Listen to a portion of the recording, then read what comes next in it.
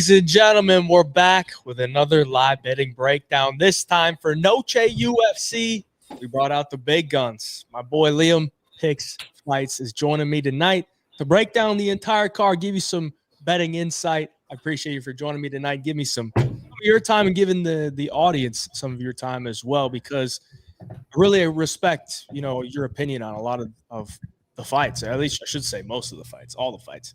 I think your opinion is very respected, so I got to bring that to my channel and give them some of a taste of you if they haven't seen you already. But I'm seeing in the chat right now a lot of people are very familiar with you. So Dick's Insider's giving some love, Jonathan's giving some love. How you doing tonight? How you feel about this Noche UFC card? Yeah, man, I will say, if you had asked me 2 hours ago, I was just sick to my stomach. I didn't even want to think about MMA or talk about MMA. And thankfully, I got some great friends, gave me some needed distraction. And now I'm ready to try and, at least give people a distraction, right? Like try and pay it forward. And, it's just, scary day in America overall. But the fights, man, are something that have always been my bread and butter, the thing I go to, because the rest of the world is a very complicated, scary place. I'm I love fighting. It's very understandable to me, something I want to break down and understand. So we're back to the puzzle, man. UFC Noche. If I'm being frank with you, you kind of look through UFC Noche and you're like, wow, UFC Noche is normally one of these cards where let's go, fired up. Then you look at this year's roster, you're like, okay, they kind of threw it together. They got some names on there, but the main event, man, what else can you ask for but pure, unadulterated violence between two guys that are really about that life? I mean, that's one of the best fights that you could ask for. So for me, I'm fired up overall, but yeah, man, it's just a weird day and glad to, at least turn the page and have some fun and try and make light of, these fights, which are obviously, a lot lower stakes than what we're dealing with elsewhere. Yes, extremely weird day. So I want to say, prayers for Charlie Kirk's family right now, because that's just insane thing to happen. And I wouldn't wish it on my worst enemy. And I don't think he deserved it whatsoever. And that's the world we live in. But I was like you, I was like, man, and I was sitting at my computer, saw it, I can't do anything else the rest of the day. And then, I was like, man, I got to do something to get my mind off of it. So I started watching some film and, getting back into the normal stuff. And I was like, you know what? We need a little distraction in the weird times. And I think, watching a live stream, breaking down some fights is the way to do it. So that's exactly what we're going to do. So shout out to everyone in the chat joining us tonight. And hopefully we can bring you some little distraction. And this was definitely going to be a good distraction for me and Liam. So let's hop into the first fight. First fight of the night is going to be the Ultimate Fighter finale. We got Rodrigo Sezinando taking on Daniil Donchenko. Donchenko, Ukrainian, young guy. Kickboxer. Sezinando, Brazilian, mostly looking forward to that jiu-jitsu that he showed off on the Ultimate Fighter house. This one is going to be lined with Daniil as a minus 175 favorite. Sezinando comes in at plus 150. That line has moved quite a bit since it opened up. Donchenko opened up minus 250. We got some action coming in on the Sezinando side, and I can see why. I thought the initial line on Donchenko was a little bit wide. I was kind of shocked to see him open up as a 2-1 favorite, because I think this is a relatively competitive fight, striker versus grappler type of fight. How are you seeing it? Yeah, man, the first time I broke this down, I broke it down based on what I saw just purely on the Ultimate Fighter show, and that made me lean towards Donchenko, just he's got jump off the page violence potential, Matt Dixon was gushing, just you see the elbows that he throws. He's throwing with really violent intentions, and he knows how to cut people up, do some damage, put doubt in their mind. But then I went back and watched their film, outside of, that show. And I do think that Sezinando kind of has this winnable process over time. He's a guy that can win from a bunch of different positions. He pressures forward. He's willing to go for that takedown. And, his top game was pretty impressive to me. Did he make some mistakes? Was he a little over aggressive? I think so. But he also found a way to win right on the show when it counted in those close decisions. And, prior to that, I also saw him going out there and knocking people dead on the regionals too. So I think that Sezinando can kind of mix it up in a few different places. And even when he was finding himself in the bottom position, he was able to sweep, get back on top, kind of things that are, signs that you can actually compete through different phases, right? A lot of guys, they end up on bottom. That could be the end of the round, the fight. And I just felt like he showed me he's got skills in different positions. I think Donchenko, very dangerous on the feet. But I do kind of worry about what happens if he gets taken down early in this fight. They're both dry. I don't know that he's going to look very good in that kind of fight. So for me, I think when you have that kind of dynamic where Sezinando, if I think he gets top position, 2 or 3 times in this fight, it could be, an easy win for him. That's the kind of thing where it's like, man, at the plus money price tag, it's got to be dog or pass for me on further evaluation. Yeah, I agree. I think I would not be laying the chalk on Donchenko just because, he gets taken down once. That could be the round, like you said, and then he's, got to win the next 2, if not knock him out. I do think he is a nasty striker, though. And I don't think his level of competition outside of UFC has been that bad. And we got to remember he's pretty young. So he could definitely be improving, being in the Ultimate Fighter house for that period of time. Probably getting a lot of good training that he's not used to. I messaged his manager, and he said he's Rafael Fiziv's main training partner. So very young guy. I expect him to be in the UFC at one point, whether he gets this win or not. I think he's definitely got some promise. But Sezinando seems like a little bit more of a complete skilled fighter right now. Not that his striking's on par with Donchenko, but I think he has more ways to win. So I do agree. It's kind of a dog or pass. Let's take a look at the line right now. As I said, it just moved up, minus 204, minus 204 on Donchenko. So I guess some action just came in. Over under 1.5 rounds, minus 165 for the over. Fight doesn't go, minus 220. So they're kind of expecting a 2 to 3 finish, which is interesting. But I don't know. Do you see anything there that you like as far as props? Would you look at for like a Sezinando sub or anything? I don't think that's a bad way to look, and obviously it's taking some action. If you guys know the MMA markets, oftentimes domestics open it up at better prices than you see offshore. But it's also the case where, sometimes the offshores get cracked early and then those opportunities kind of evaporate. And so, I do think that Sezinando might have a distinct grappling advantage here. And, on the Donchenko side, I just don't really love the prices that you're seeing, right? Like the KO is probably his primary path to victory. And, maybe he could win a decision, but again, like plus 390, it's not jumping off the page at me for a fight that's, minus 225 to end inside the distance. So for me, I'd probably look at that cheeky plus 700 type prop or leave it alone on the Sezinando side. And also he's a plus money underdog. So you could also take 0.75 on the money line and then a quarter unit on the sub if you want to make sure hey, if he wins this fight, I don't want to come home empty handed, right? I'm leaving with something, but it's also the kind of thing you could stack those wagers if you think they're both value. Yeah, if you gave me $100 and told me to bet it on this fight, I'd probably just take I'd probably go 75 Sezinando money line, 25 on the sub, and hope. That's how I'd play it. Dick's Insider in the chat, casual flex from A-Job that he's boys with his manager. Yeah, Big Ruby, bro. Big Ruby. One of the best managers in the game. What's up? What up, Alpha Males? How them biceps? Dr. Peener in the chat. How we doing, brother?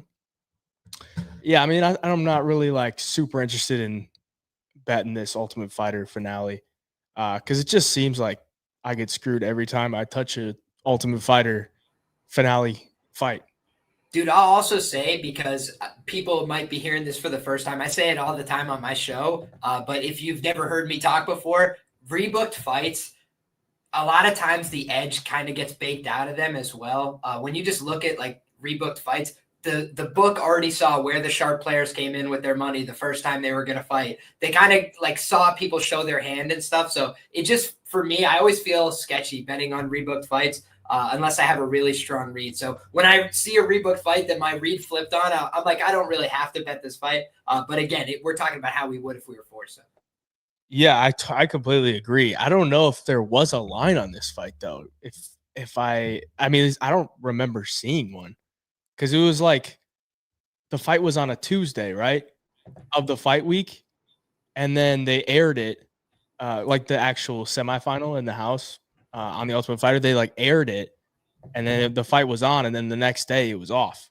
So I was like, I don't think. Interesting. I wonder if a line even it may not have came out then. So potentially this is one example where we skipped that at least. Yeah, but I agree. Even if the matchup was made, I hate talking about fights twice. So completely agree there. Let's move on to some women's MMA. We got Montse Rendon taking on Alice Pereira, the 19-year-old, not Alex Pereira's sister, is stepping in here, making her UFC debut. And it's pretty clear to me the UFC is getting behind this girl because, for one, she hasn't fought in anybody. And they're bringing her in on a card that is relatively promoted heavily by the UFC, especially for a fight night. And they're giving her Montse Rendon, who's 36 years of age, is Mexican, but I'm pretty sure she's not the A side in this matchup, being 36, and the only win is a split decision over Tamirez Vidal. I don't think they're really trying to build her up. So I think Alice Pereira is clearly being brought in here to, I don't want to say beat up on the older girl, but a softer matchup for a UFC debut. If you're looking at the UFC roster, you're probably going to match her up with a girl like Rendon. But this girl hasn't fought in anybody, man. I mean, she is fighting the worst level of competition you could even imagine. I don't even know if it's competition. It's not even like they're not even real fights. When I go back and watch the film, it's ridiculous. So Alice Pereira opened up as a huge favorite, minus 400.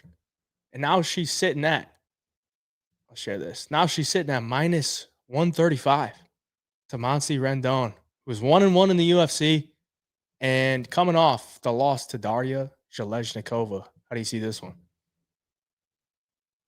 Yeah, man. I mean, I think the early prices were pretty wild on Rendon.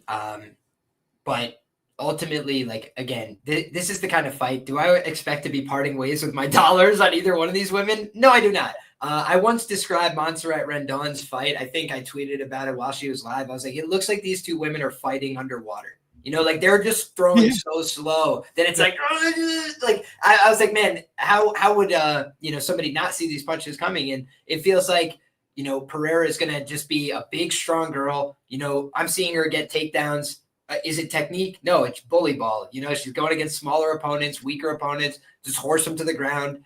And, for me, the limitation here is like, we've seen a million people have UFC jitters, right? And, she's never really fought anybody, right? Rendon has at least been in fights. And, the UFC stat line says she can go out there and get takedowns, win or lose. Like, she can go out there, push the wrestling, try and get takedowns, try and get on top of this girl. So it's like, if Pereira goes out there and like takes her down in round one, has an adrenaline dump trying to, swing crazy at her and then gets taken down in rounds 2 and 3, you feel pretty foolish if you lay minus 400 on like some random 19-year-old, right? So that's the whole reason for me that it's like, yeah, it was a clear dog or pass situation. At this point, though, it's like, I feel like the fight is probably a genuine pick'em. I feel like Rendon probably has some big favorite upside, but pretty limited. Like, when's the last time she beat somebody in a super clean fashion, right? And then on the other side for Pereira, she has some big favorite upside theoretically, but like what's the downside? It's like the downside is she's plus 400 and like never deserved a UFC fight. And, this was a complete gifted opportunity because of the card that it's on. So for me, just feels like the kind of fight that at this point, now that it's a close line, you just want to avoid it with a 10-foot pole. But at the early prices, I get where people were coming from. I just think it's probably younger fighter, a little more athletic cheat code. Even if it's a gross split decision, Pereira's probably going to have the crowd behind her a little bit. But I don't know, man. It's a weird fight for me. I feel like this is not the fight I would want to be betting on. It's extremely weird because like Alice Pereira is she's not like some great prospect. Like she's literally been in MMA.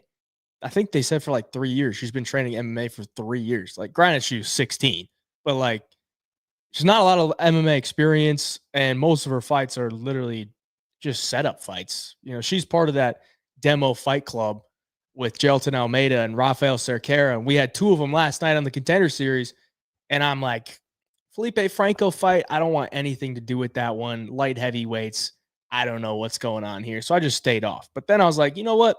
Give me Chasen Blair over Samuel Sanchez. One of these guys got to be a fraud. And I don't think Chasen Blair is a terrible fighter. So give me Chasen Blair. And then Samuel Sanchez goes out there and just nukes him. And then the next fight after that, we find out Felipe Franco is the fraud. So, I mean, Alice Pereira could be a Samuel Sanchez or he could be a Felipe Franco. We're going to find out Saturday. I don't know if I'll have money on it to find out, though. I'll probably just wait and see. I do think Rendon could have a chance, though, later on because her cardio is good. For women's MMA, I think her cardio and pace is pretty good. Terrible striker, though. My God. Yeah, she trains with Ravenna Oliveira, but otherwise I can't say much positive. Like that. That's really like the only thing I see that's like a person from her gym I recognize the name, I was looking at the stats earlier. She has a 28% striking accuracy. Like she is just whiffing air the entire time. I mean, dude, again, like if you can't get out of the way of those, you got to consider a different career. You're going to get hurt bad. It's brutal. All right, better fight here. Alessandro Costa comes in against Alden Coria. Alden Coria making his UFC debut on relatively short notice. Costa was supposed to fight Edgar Shirez. Shirez is out. In steps Coria. Alessandro Costa has not fought in quite some time. His last fight was against Kevin Borjas. Got a round 2 knockout by a TKO and landed some nasty leg kicks. He's 2-2 in the UFC now. So obviously more UFC experience. And he's Brazilian, but I believe he trains in Mexico. He's got the Diego Lopes camp, the Alexa Grasso camp. So he's very familiar with the Mexican region. Maybe the Mexican crowd will get behind him. Knowing that, we'll see. But Costa comes in as a hefty favorite, minus 430. And when I watched film on Alden Coria, before the lines had even come out, I was intrigued by the guy. Watching him on Fury FC, I think the guy is, he's a training partner of Joshua Van. And I didn't know that until I watched him fight. And watching him fight, I'm like, kind of moving like Joshua Van a little bit. And then I checked out his Instagram. I'm like, okay, trains with Joshua Van. It makes sense. Another one of these fast boxing flyweights who is willing to put themselves into the fire and either knock you out or just overwhelm you with some pace. Now, his pace is definitely not on the level of Joshua Van, but I was intrigued by Alden Coria. And when they opened the prices up and Alden Coria was plus 275, I was like, that line's kind of wide. And now he's plus 330. So, I'm missing something. I'm somewhat of a believer in Alessandro Costa, but I don't really think he has a game that's minus 430 unless it's against like Jimmy Flick or something like that. Like maybe he has an unbelievable amount of grappling upside here, but I think if the fight's on the feet, it'll be somewhat competitive. What are you thinking? I largely agree with you, man. Here's the thing. Like, I respect Costa. I actually think he's a pretty good fighter, but I agree with you that Alden Coria is just like, he's kind of got this upside to him where right now we know that he could probably get submitted in this fight as like the downside risk, like his grappling, maybe the part of his game that hasn't been tested that much when it was tested, maybe not the best answers, right? But he trains at 4 Ounce Fight Club, to your point. And we've seen Joshua Van go from getting submitted on the regional scene by a blue belt, I believe, and Devin Miller. And this is off the top of my head. So if I've got the names wrong, please don't crucify me in the comments. But basically, he got submitted by a blue belt. That is my memory. And then, now you look at Josh Van. He's out there with Brandon Royval, a black belt, a guy who's got many UFC-level submissions, and he's able to go out there and hang with him for 15. So I think this is the kind of camp, where they're going to be making those improvements, man. Houston, Texas, Daniel Pineda is in charge over there as far as I know. And Daniel Pineda, obviously a very high-level black belt himself, knows his way around supplementation. Y'all can do your own research. And otherwise, you just look at these guys. And if you think that they're going to be afraid to fight you, you're just looking at the wrong guys, right? Like they're coming out, looking to do damage, looking to get into a fight, not afraid of that. Overall, the Fury fight scene, it can be a little bit hit and miss in terms of the talent level. But I do think that this is one of the guys to pay attention to. Paris Moran, that win got overturned, but that's a quality win, right? Like that's a guy who's kind of on the fringe of, getting that call to, hey, you want to do a contender series, something like that, right? He's got a good record as a pro and, he starched him out of there. So I think when you look at what he's put together, man, he was supposed to fight Nick Piccinini. That's a huge opportunity for him. He lost that opportunity by no fault of his own. So, now he's getting a big step up and it's not an easy fight. But I agree with you, man. It's just about price dynamics, right? When you come in and you've got a guy who's lost twice in the UFC. And by the way, guys, go back and watch that Amir Albazi fight. he tuned him like an old guitar at points in that fight. It was just like a striking clinic on the feet. And is that what Amir Albazi's known for? His premier boxing skills? Like, I think he's mostly known as like, man, this guy's wrestling, his submission game. You don't want to mess with that. And he's got a powerful uppercut and some stuff. But I felt overall, Costa is a guy that can look very good when he wins. But even that Borjas fight, competitive enough. He lands a huge power shot, finds a way to get it to the ground, finish him there. Like, good stuff, man. Good finishing instincts. But he still strikes me as a guy that could get clipped on the chin himself, and if he's not going to go out there and primarily grapple, go out there, mix it up on the feet. I think size could be a factor too. I don't have measurables on Tapology here, but I'd have to imagine that Alden Correa is the bigger, longer guy in this matchup. Yeah, he is. I was just looking at it earlier. I think he's here. Let me look at UFC stats. They'll probably have it. Yeah, I'll let you do that. No, they don't. Oh, brutal. They don't have Alden Correa yet. Well, he's probably going to be 3 inches taller than him, I would say. 3, maybe 4. And reaches will probably be relatively the same. But, I mean, I think Correa's boxing is going to be a lot sharper than Costa's. And Costa throws hard, but he's also very hittable as well. I mean, I bet him against Steve Erceg, which obviously did not hit. But he was in there with Steve, but Steve also landed some big shots on him, and Steve's not knocking out anybody unless it's Matt Schnell. And I'm not saying Correa is like some huge power puncher, but I think his hands are really sharp. And I think if this is going to be a mostly striking battle, I think he could make it very, very competitive. And the line is just super wide. Plus 330. I'm probably going to have to get involved. Honestly, going to have to take a little stab. I also don't mind an under 2.5 at minus 120. Because, if Costa, the problem with Costa is he doesn't really offensively grapple all that much. He's not really going in there looking for takedowns off the rip. He's looking to strike with you. His leg kicks are pretty hard too. And I think that could maybe, mess with Correa's, boxing style if Costa is able to get off on some leg kicks early. I believe he pretty much chewed up Jimmy Flick's leg, chewed up Borjas's leg. So that could be a big issue, especially watching how Hernandez did that to Harry Hardwick last week. That was disgusting. So it could happen here, but I think I'm going to have to get involved on Correa money line at plus 330. Also don't mind, the KO number on Correa. Where did it go? Plus 575, probably plus 600, plus 700, plus 750.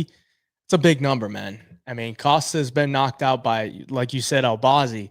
I don't really think Albazi's like a great striker. And Erceg had him crack a couple of times as well. I know Correa's got some nasty boxing and some good power as well. So that's the way I look at it. It seems like you're on the same page as well. Kind of a dog or pass, and might have to pull the trigger on the dog. Yeah, I do lean towards the fight not to go as well, just in general. Yeah. Like the way Costa fights, he's a violent dude himself. He's looking to put somebody away. And like we saw in that Borjas fight, if he gets the opportunity, if you slow down, if he gets to the top position, he's not just hunting subs. He's willing to do damage, take somebody out of there. Agreed. Dix Insider says, question for Hey Jav and Leah, which one of these two fighters do you consider throws more volume on the feet? I would say it's relatively similar, maybe a slight lean towards Correa, just because he can usually throw more punches than kicks. I was thinking the exact same thing. Yeah. So slight advantage though. I'm seeing Costa lands like 4 strikes per minute. That's not bad. That's like probably a little bit over UFC average or right around UFC average. So that's fine.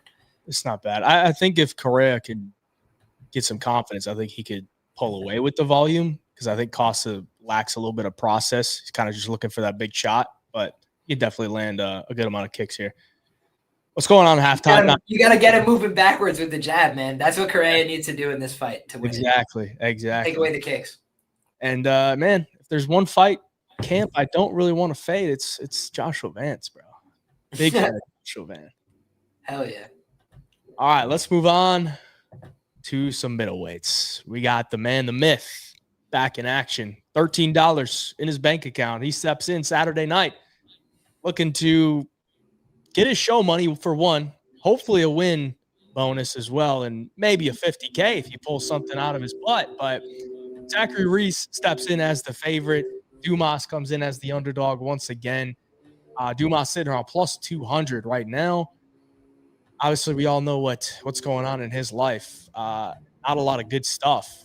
And his back is up against the wall, which is a dangerous place to be because in recent memory, we've seen Tim Elliott go in there with $60 in his bank account, Charles Johnson in the negative, and they both got wins and they both got finishes and they both got bonuses. So can Dumas pull out the trio for the broke boys, or can Zachary Reese get it done? What are you thinking? Yeah, I mean, Zach Reese is a Texas guy as well. I think that's why this fight's on the card.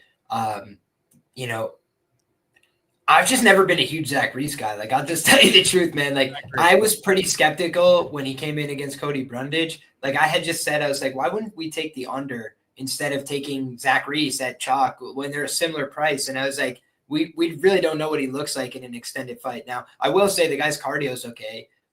You know, for a big man that looks a little bit muscular, right? Like, he's able to fight through and, you know, throw a lot of strikes. And, you know, he even has a decently well-rounded game. He could throw up a submission or two. I just don't really trust his decision-making. I don't trust his durability. And when you talk about fighting Dumas, like, I mean, they both fought Cody Brundage, right? And what's one thing that most guys have not done to defeat Cody Brundage is like out-wrestle him for 15 minutes. And that's kind of what Dumas did in that fight. It's a weird fight, but that's kind of what happened, right? Like, he just kept getting better positions and, like, you know, ending up on top, kind of athletic cheat coded him, right? And when you look at this fight, like, I would assume Zach Reese is a slightly better athlete, but they're both pretty good athletes. It's just like Zach Reese probably makes slightly better life decisions, right? So it's like, yeah, he shows up prepared, in shape, but I've seen enough from Zach Reese to also just be skeptical of, like, you know, Asmat Bakoev is a dangerous guy, but it's like short ground and pound and he's like fully asleep. It was like a pretty scary look there. And then, you know, the Brundage fight again, that was almost like a bad decision, right? Like, you're not hooking a leg.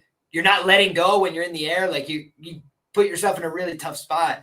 And motivation's a hell of a thing, man. I do talk about motivation when I handicap fights because, like, sometimes people get fat and happy in the fight game. I don't think that's Zach Reese, right? I think he's motivated, wants to be here, but, like, Dumas is basically back up against the wall. Like, if I don't win this fight, like, I probably got to go rob somebody. So it's like, you know, it's like that's a pretty tough spot to be in. So I just think, like, when you look at Dumas and, like, what he was doing well on the regional scene, like, he was head kicking guys. Like, he was a pretty dangerous striker.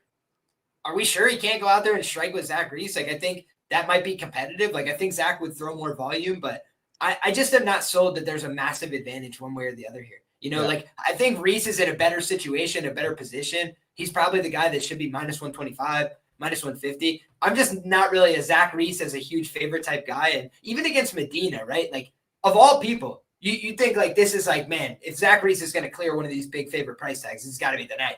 And it's like, there's a moment or two where you're like, oh, Zach, wait, Zach. And it's just like, against Dumas, like, Dumas can hurt people, man. Like, I just think that this is the kind of fight where, you know, I wouldn't want to get caught speeding on a favorite. So dogger pass for me. But again, you have all these different fights to bet on. And it's like, do I want to bet on the guy that is, like, you know, involved with the law and, you know, maybe not training as disciplined as he should and these kind of things? I'm not sure about that. But in terms of, like, a motivation sport, and, like, if these two guys were fighting in a bar and you gave me plus 200 or more on Dumas, I'm like, I think I just got to find out, you know, like, honestly. Maybe if guns are allowed, then maybe I would go. Oh, I mean, dude, if weapons are allowed, dog, come on now. Hey, we're talking about a man from Texas, though. Zach Reese is probably carrying as well. I will say, Big X the plug. You know, he says that everybody in Texas got a weapon. You know, you got to remember that. Yeah, it'd be the least suspecting too. You know, you see the guy driving a Tesla with the little button-up shirt. He's probably packing as well. Yo, Granny got the strap. Come on now. Granny's probably got a couple straps down in the basement as well. MMA Locker Room. Check out my interview with Dumas. A lot of insights. He said he's going out with a bang. Unders. Slam him. I guess. Oh, that's what he said in the chat. Yeah, I love it, Mills. That's exactly what my first instinct was when he said that. Under 1.5. Hey, I mean, I kind of see how you do. I was like, I don't really rate either of these guys' wins in the UFC. Like, I don't think they're good. I mean, you're talking Dusko and Medina and Brundage, and then you got a Zaitar, Brundage. You know, it's like I can't really rate them. And then I look at him, like, stylistically. I mean, I don't think Dumas is like a bad striker. I just think he's a little bit hesitant. I don't think he really deals with the adversity that well. You know, he's getting he didn't really even get dropped by Olashaychek. He just kind of took a shot he didn't like, went to the ground and covered up. Nurshelton, eye poke, whatever. But you're getting subbed by Josh Fremd. Like, oh God. That was a terrible look. Granted, UFC debut. And then Reese is like Josh Fremd is also like he comes and goes with the weather, man. I don't know exactly what's going on there, but dude, he like went to decision with Fluffy and looked decent, and then the trajectory was no bueno. Yeah, that is true. But Fremd is not Fremd. Reese is kind of fragile, and I wouldn't really trust him at the price that he's at right now, minus 240. I do think the under could be nice, you know, minus 168. What was I looking at? Dumas KO plus 500, man. We're talking about a guy who's probably plus 600 other ways, close to plus 600. We're talking about a guy in Zach Reese that he's very hittable. Man, he's like tall man defense. I can't really say that he's the best defensive striker. And Jose Medina doesn't carry a lot of power. I mean, he clipped Marquez real quickly, so it's not really like he had to show off his chin there. And Dusko's not really a big power puncher either. I'm not saying Dumas is a big power puncher, but he's long, and I think he's, you know, pretty sharp with his technique. So I don't really think that's out of the realm of possibilities. But yeah, the under is probably the way to go in this one if you gotta throw something on it. But we got a lot of fights, man. What, 14 fights? I think we'll be okay. And to just lay off that one. All right, Louis, you gotta go get your charger. I'll let you go do that. I'm gonna tee up this next one. Or at least you're the man. I'll be back in 2 seconds. No problem. No problem. All right, chat. The common opponent comparison in Brundage is a terrible look for Reese. Yeah, I mean, he got Brundage, man. Zach Reese is better everywhere. Probably, but this is a low-level opposition, man. $1 million question. What round did Dumas tell his boys to bet? You know what, Dixon? You're probably right. He's like, yo, I'm going out in round one. Bet the house on Zach Reese, round one KO. And then they just load up on it. This could be a scam fight. It really could be. You know, I think about the scam fights that I've seen. You know, William Knight. Liam, we're talking about this being a scam fight. Dixon said the $1 million question. What round did Dumas tell his boys to bet him going down? I mean, yeah, that one had me rolling. that one might actually come to fruition, man. I mean, Dumas, he's not like he's not going to get re-signed, right? He's probably got like one fight on his contract left. You know what, man? Real fishy. I'm thinking about it now. Think about that fight that we just saw in Contender Series where Freddie Vidal cashed the round 3 sub at 100-1. You're like, what if Dumas just looks at the board and he's going to go, okay, what's the biggest one? All right, so we're looking to give up a sub 3. Like I'm just saying, you got to go through the board, guys. Look at the longest odds. That's the way you get the most out of this investment. If you've only got one chance left, you got to sell in the way that gets your boys paid. Like, guys, we're going down in round 2. It pays better than round 1. So be careful on this under now. Now I got to be I'm retracting my under love. I'm like, wait a second, guys. We need to see the market move first. They can't hide their hand. Once they get hit in the market, 10 minutes before fight time, we'll know what the side is, okay? Yeah, the over 1.5 will probably steam up to like minus 300 or something a couple hours before the fight, and then we'll really know. Dude, Dumas is fighting for his life. Bet the house on Dumas. This is his life. Dumas is not losing. Just sold my house for this dude. I really don't think they're going to re-sign him if he wins. So it doesn't really matter to me, man. Hey, Dixon's with it.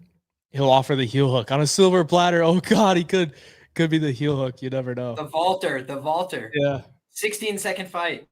He could just stick his neck into like a guillotine, too. Because Zach Reese loves to pull off the subs off his back.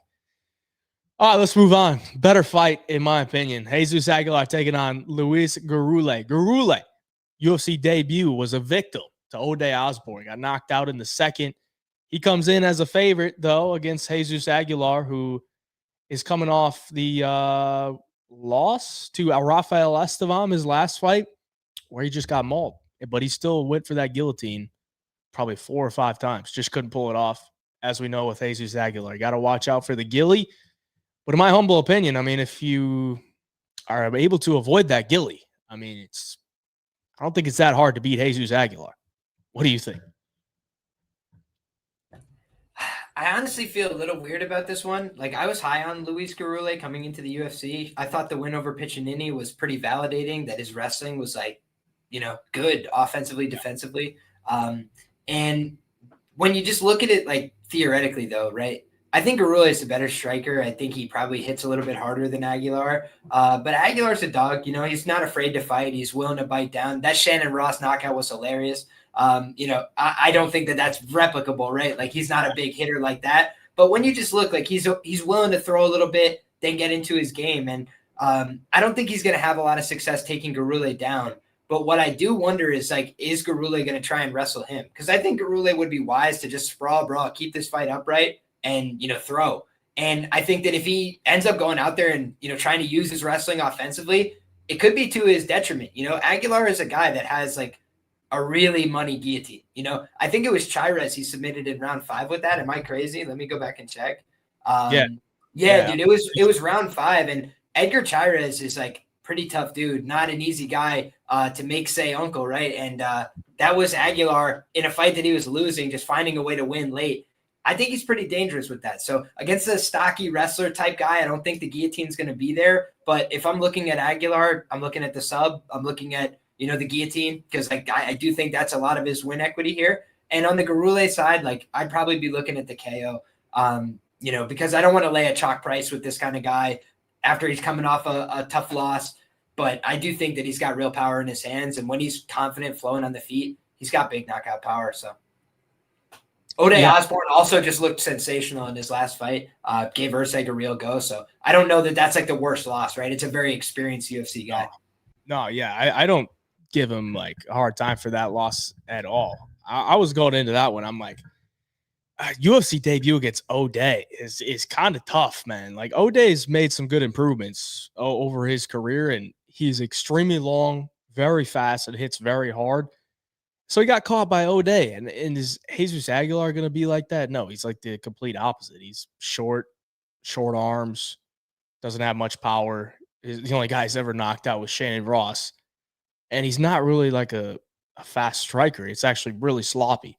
So, I mean, you kind of laid it out. I think if Luis Gurule comes into this fight with the game plan of sprawl and brawl, like, and maybe not even brawl, just sprawl and be more technical, I think he could cruise to a decision victory here, or he could maybe find a knockout. But I think Jesus Aguilar is pretty damn tough. So I think it probably is going to go to decision if Aguilar doesn't get that submission. So I'm kind of leaning towards Gurule by decision here. But honestly, I feel like if Aguilar doesn't get the guillotine, like, how does he win, man? Like, he definitely lost to Mateus Mendonça in that fight in Mexico, where he was on his back for like 8 minutes of the fight. And I'm like, dude, how did he win that fight? If he wasn't Mexican, there's no way he wins that fight. And I just don't really rate, his other wins. His guillotine against Stuart Nickel was impressive. He was a dog there. I don't think Stuart Nickel's a bad fighter, but Stuart Nickel's a guy that needs to wrestle to win fights. And he wrestled him up and then stuck his head in the guillotine. And that's not what you want to do against Jesus Aguilar. So it almost gives me like Paul Craig vibes, where it's like he has one move. If you don't give him the one move, then you're good. Paul Craig has the triangle off his back, or like some arm bars or whatever. If you just don't go to the ground with it, if you don't shoot a takedown on him, you're good. And I think Luis Gurule should be smart enough to come with that game plan and get it done. So I like Gurule. I liked him a little bit more when he was like minus 190. We're getting up to minus 220. It's getting to the point where I probably wouldn't play it, but the early numbers were good. The decision line on Gurule is what? Plus 125, maybe plus 130, somewhere else, plus 140. I don't mind that either. Or maybe like a round 3 or decision. I just think Aguilar is pretty damn tough. And Gurule, to me, doesn't really sit down on his punches. If he's going to knock somebody out, I think he's probably going to knock him out from like an attritional, beat down on the feet. So that's the way I see it. Dixon, it's our Lord and Savior, Jesus Aguilar, by Gilly, round 1. Don't listen to me, says entertain me, meant. All right. You don't have to. You really don't have to. I mean, if you really didn't want to listen to me, you probably wouldn't have to join the live stream, but you're here. So it sounds like you're listening. Jesus Aguilar, round 1, plus 800. Sub round 1 is. Where can I find it? There we go. Plus 1,200. I mean, that's. I mean, you could get in any round, honestly. It's that nasty. He's that kind of guy. I wouldn't. He's like, you make one mistake, I'll be there. It could be a Paul Craig and Kalive thing, second left. He just pulls the ghillie and Louis Gurule taps, panic tap. But we'll see, man. I think it's a good fight, though, for the flyweights. All right, moving on. We got some more women's MMA. We got Tatiana Suarez coming in here off the title fight loss to Zhang Wei Li, which was honestly very sad to watch. I was a big believer in Tatiana Suarez, and she just did not look anywhere near the same fighter that she once was. And then you go back and watch the Jessica Andrade fights she had before that, you can kind of see some signs. See some signs of, that athleticism dwindling a little bit. And it was very evident in the Zhang Wei Li fight that athleticism had been on the decline. And obviously it's a great athlete in Zhang Wei Li, maybe the best women's athlete we've seen. So you got to give her some slack there. But, she's coming in here as a big price tag at minus 450. And Amanda Lemos, in my opinion, is obviously at a grappling disadvantage here. But if Tatiana Suarez can't get the takedowns, like this is probably going to look minus 300 for Lemos, It's going to look really, really bad. So, I mean, Amanda Lemos has never had the best takedown defense. She's been submitted a couple times in the UFC. But Tatiana Suarez is looking a little bit old for me, and that price tag is very alarming. What are you thinking? Yeah, man, I was also a Tatiana Suarez believer. I am a huge fan of Patchy Mix. I saw him fight in person way back in my MMA journey when he was still fighting in King of the Cage. So I've been a big Patchy Mix guy for a long time, made a bunch of money when he was a Bellator, rising star, let's say. And then I kind of was telling people, like, let's pump the brakes a little bit against Batista. I was like, maybe Patchy could win, but let's not go lay minus 170. And it didn't look great, right? Tatiana Suarez, same thing, right? Two-man power trip. It just didn't work out, right? She got her title shot. Zhang Wei Li was a step ahead athletically and also had the answers technically. So when I look at this fight, what instantly jumped out at me is Suarez sub in terms of just like how I envision it. Like at her best, that's what should happen here. I do think Tatiana Suarez has an excellent guillotine. Patchy Mix worked on developing that, I'm sure. And we've seen that come to bear in her more recent fights in the UFC, right? When you look at Amanda Lemos, I cashed Jessica Andrade by sub plus 600 against her. And, dude, that's one of the most hilarious endings in UFC history, dude. She's, like, reaching out, like she saw a ghost. It's one of my favorite ones. But when you look at, that Verna Jandiroba fight, like, Verna is just a freak on the ground. Like, I've been telling people for a long time that I really respect Verna's grappling. And I didn't think that was a good matchup for Amanda. I thought that was a disastrous one, right? Yeah. So this has some markings of that because, like, it's another power grappler. But those women are both, like, Jessica's a little bit more dynamic in terms of her power and, like, kind of backed up Amanda with the power and, like, with the crazy exchanges. Amanda started to land, and then she just crashed into the pocket, got the choke, and that was really it, right? I feel like if that fight had extended a little bit longer, it might not have looked so good for Jessica because some of those striking exchanges were getting real ugly, but she was able to close down the distance. When you look at Verna, she always is going out there to close down the distance, like pretty aggressively.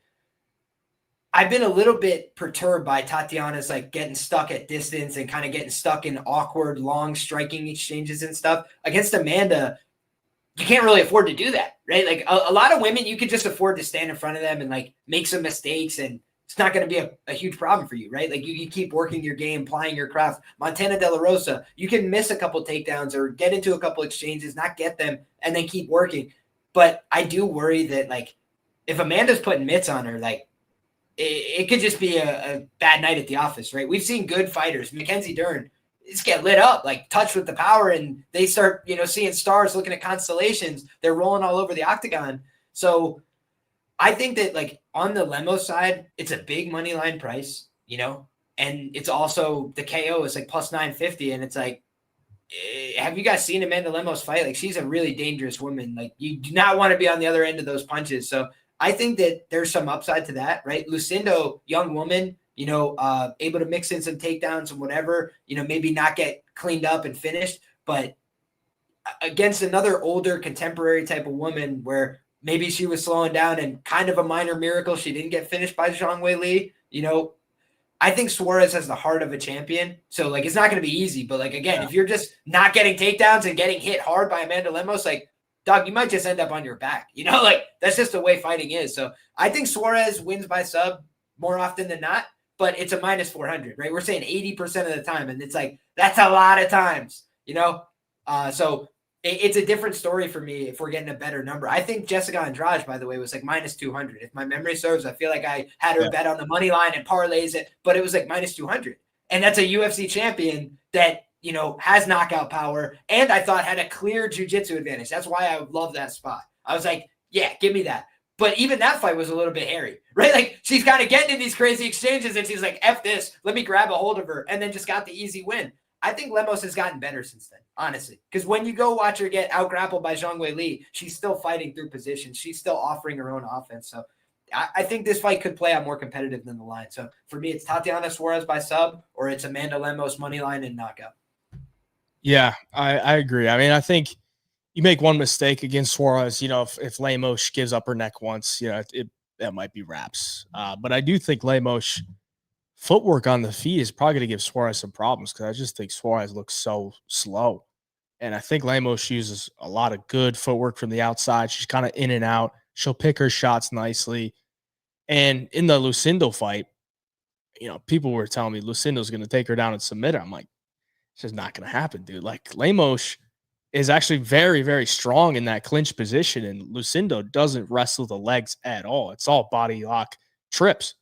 And Suarez, more of a double leg, single leg, traditional wrestler type of girl. So I do think the takedowns will be a little bit easier for Suarez than they were for Lucindo, just based on the way that they wrestle. But she's got to be able to get clean entries. And I think that might be a little bit tough. And I think Lemos' ground game has improved, like you said. I could see a possibility of, like, Suarez maybe not getting a ton of success with the wrestling, and maybe she's losing position, trying to get or being a little bit, I don't want to say aggressive, but like not as successful. Position over position.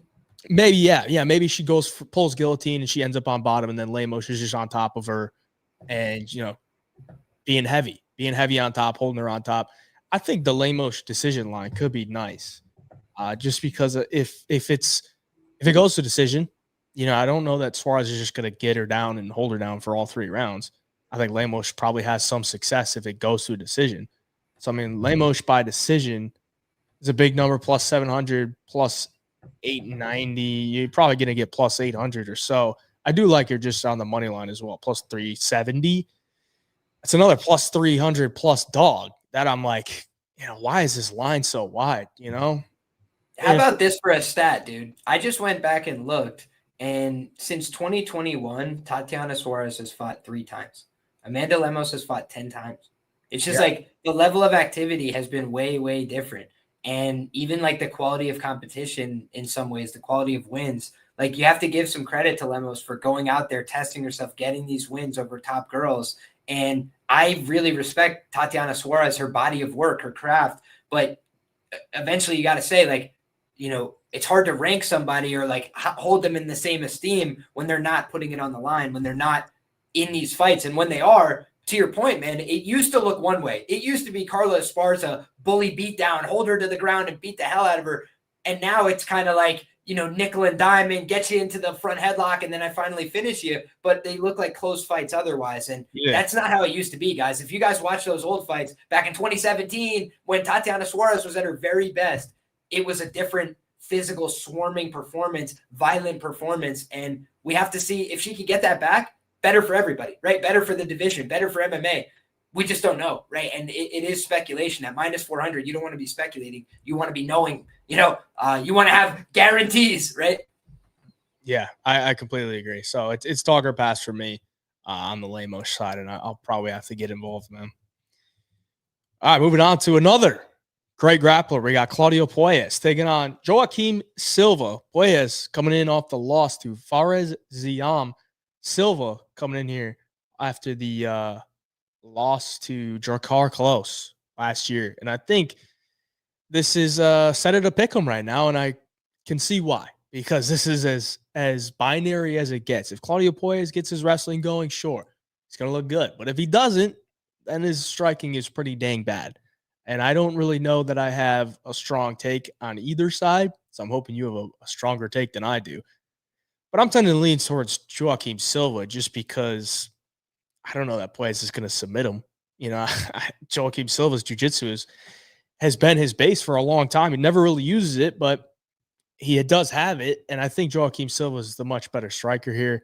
So I'm kind of leaning towards Joaquim Silva, but hopefully you got a better, more impactful take than I do. I mean, what I'll say is like in a decision only market, I lean towards Claudio Puelles. You know, just like the way that he fights, it's not super appealing to the judges, but it is like, you know, he knows where he's going to win the fight. Try and go out there, take the guy down, be relentless with it, grab a hold of him, try and rip him to the ground. And, you know, I think Silva's a more dangerous guy. But when you look at, you know, a guy who's kind of bigger in Puelles, a little more willing to wrestle, to grapple, to try and get the top position, and then you look at a guy like Silva, who I love his guillotine. I love, you know, some of the things he does in terms of his offensive jiu-jitsu, but I do think Puelles is probably going to be defensively responsible enough to like see those things coming, right? Kind of be prepared for that. And when you're shooting a million takedowns, you kind of get used to guys grabbing a hold of your neck and, you know, trying to work your way with your head back up around their back and keep good position. So I think it would take Silva maybe rocking him on the feet in order to get his submission game going in this one. So if that's the case, then it's like, I can just see Silva getting outworked here. You know, a lot of times when Silva wins a fight, it's because somebody's willing to engage with them on the feet. You know, he's a dangerous player on the feet. You know, he can really hurt guys with the hands. But one thing I noted as well is like Arman Tsarukyan was minus 1,000 against him. And you see why, because he got hurt as bad as somebody can get hurt and still won the fight. It's like, that means you were really minus 1,000, right? Like Silva had him on skates. And then Arman Tsarukyan was still able to get the takedown while he was on skates, get back to the top position, couple deep breaths, recompose myself, and then go back on offense. And for me, that's the kind of thing where I'm like, if I know that Arman is a very high level fighter, but like a guy on autopilot, a guy who just got hurt really badly, is like, just shoot a takedown, and he's able to get on top of Silva. Silva kind of has that fall over and start looking for your submission game or hit your back on the back of the fence and kind of let yourself get pushed there. Those are the things that I don't think will benefit him against Claudio Puelles. So does Puelles feel a little bit flaky to me? Is he like my favorite kind of fighter? Not really, but I actually thought, you know, that he had a decent enough style that if he could get more physical, it could win fights. Now he's getting a little bit older, kind of needs this win as well. He's getting to that point in his UFC career where, you know, these are the guys he's got to start picking off. And, you know, I think it's a big fight for him. So for me, I'm going to pick Claudio Puelles hesitantly. But I respect both these guys, man. Neto BJJ, cool guy, fun jiu-jitsu style, but I worry for him here a little bit just based on a bigger guy who's maybe a little bit younger, can just out-grapple him, make it a boring fight, and kind of out-hustle him, nickel and dime him to a decision. Dixon said, Wakano said a while ago that Joaquim Silva told him he refuses to grapple because he's afraid of death gassing early, so he consciously tries to manage his gas tank. So he likes the overs here. It's interesting. I mean, he's going to be forced to grapple here. I mean, I don't see how he's going to get around it. So that could play a factor as well. If Joaquim Silva's got to go, you know, 7.5 to 10 minutes of grappling, maybe he does gas out. I mean, and he kind of did gas out against Tsarukyan, you know, in round 3, got taken down and just completely bullied and TKO'd from bottom position where there were some nasty shots as well. I mean, I don't really think Joaquim Silva is all that. I mean, if you ain't submitting Clay Guida in, what was that, 2024? Like, what are we doing here, man? You can't have BJJ in your Instagram handle if you ain't submitting Clay Guida in 2024. So that's a red flag there. I mean, I do think he did submit Neil Magny with the shocking quickness. If you guys have ever seen that grappling match, kind of hilarious because Neil Magny fights at 170, obviously, but Yeah, that's true. Joaquim Silva pulled guillotine instantly, and that was the end of that fight. Man, I had a bet on Silva by sub against Guida, and he pulled that guillotine. I'm like, this is it. This is going to be it. This is so easy. And I'm like, dude, how do you not finish that? It's Clay Guida, bro. He's been submitted like 11 times. Just couldn't get it done. But I think Puelles could get some takedowns here. My problem with Puelles is he doesn't really do any damage from top position. And if there's any striking in that round, it's probably not going to go his way. So I mean, then the margins get a little bit thin. Now Puelles I think he could maybe submit Silva here. I'm not completely ruling it out, but I just don't really trust him to do a ton of damage there. So for me, it's probably a pass from the money line perspective. I was actually thinking about the under at plus money, or the fight doesn't go at slight underdog odds at minus 105, just because I think Silva could go in there and nuke him. Silva's got some power. Puelles is super hittable, throws naked leg kicks, throws naked body kicks. He's just super hittable. And I think if you hit him in the right spot, he's going to go out. And he also gassed out really bad against Stan Hooker because he couldn't get the takedowns. So, I mean, I think the under could be a decent look. Silva, like early KO, could be a decent look as well. And then, maybe a Puelles round 3 or decision. Puelles late finish, something like that. Could get some juicy odds, but that's kind of, there's a lot of that I'm looking at here because I just don't really have a good read. But I'm trying to think through it just in my head. What would I want to go with? My initial lean was the under, but there's a lot of different ways you could play it at big plus money. Yeah, I saw Puelles decision only is minus 115 on DraftKings. I don't hate that if you like that side because that avoids a lot of the downside risk with a guy like Silva, in my opinion. Yeah, definitely. I don't think that's bad at all. Might be the best play on the fight, honestly. I was kind of surprised by that. Like, I expected it to be like minus 150, and then I saw that the finish only market opened like chalked on the Puelles side, which I was like, huh, interesting. And now it's like pick 'em as well. So weird market there. You guys could check that out on Fight Out. Forrest Daniel says Lima's the twin of Frankie Edgar and Dustin Poirier. Hey, I'll take it, man. I appreciate that. You get the Rombetsky lookalikes, don't you? Ludovic Klein, Rombetsky, among others. But yeah, I think Frankie Edgar, that's a new one, man. That's a local Northeast guy. So shout out to Frankie. Puelles is a full-time commentator for UFC Spanish broadcast. I didn't know that, actually. It's interesting. So I guess he's got some good relationship with the UFC then. There we go. Jose Medina coming in against Dusko Todorovic. Jose Medina looking for his first UFC win. And I don't know if it's ever going to happen, man. I remember it vividly in my mind, watching him fight on the Contender Series. And then Dana had that little grin on his face. Like, watch what I'm about to do. I'm about to sign the guy that just lost 30-27 just because he looked tough. We're going to bring him into the UFC. And it hasn't gone well. He lost to Zach Reese, got knocked out by Teba Gautier. And now he's fighting on the Spanish card because he's training in Mexico, I believe. And they said, we got to find him somebody that he could possibly beat. So they gave him Dusko Todorovic. Dusko's 2-5 in the UFC? And he hasn't exactly had a great run, man. He's been getting knocked out left and right. Didn't get knocked out his last time out, though, against Zach Reese. So that's good for him. When I look at this one, man, Dusko is a big favorite here, minus 400 and rising. And I think it's valid skill-wise, man. Like, I really do. I don't really see anything from Jose Medina that tells me he has much to offer in the world of MMA outside of being tough. So, I mean, I do think Dusko should be a clear favorite here, but you're playing minus 400 on a Dusko. It doesn't get any more disgusting than that. So talk me out of a Dusko minus 400 bet, man, please. I mean, Dusko's taken a metric shit ton of damage in the UFC.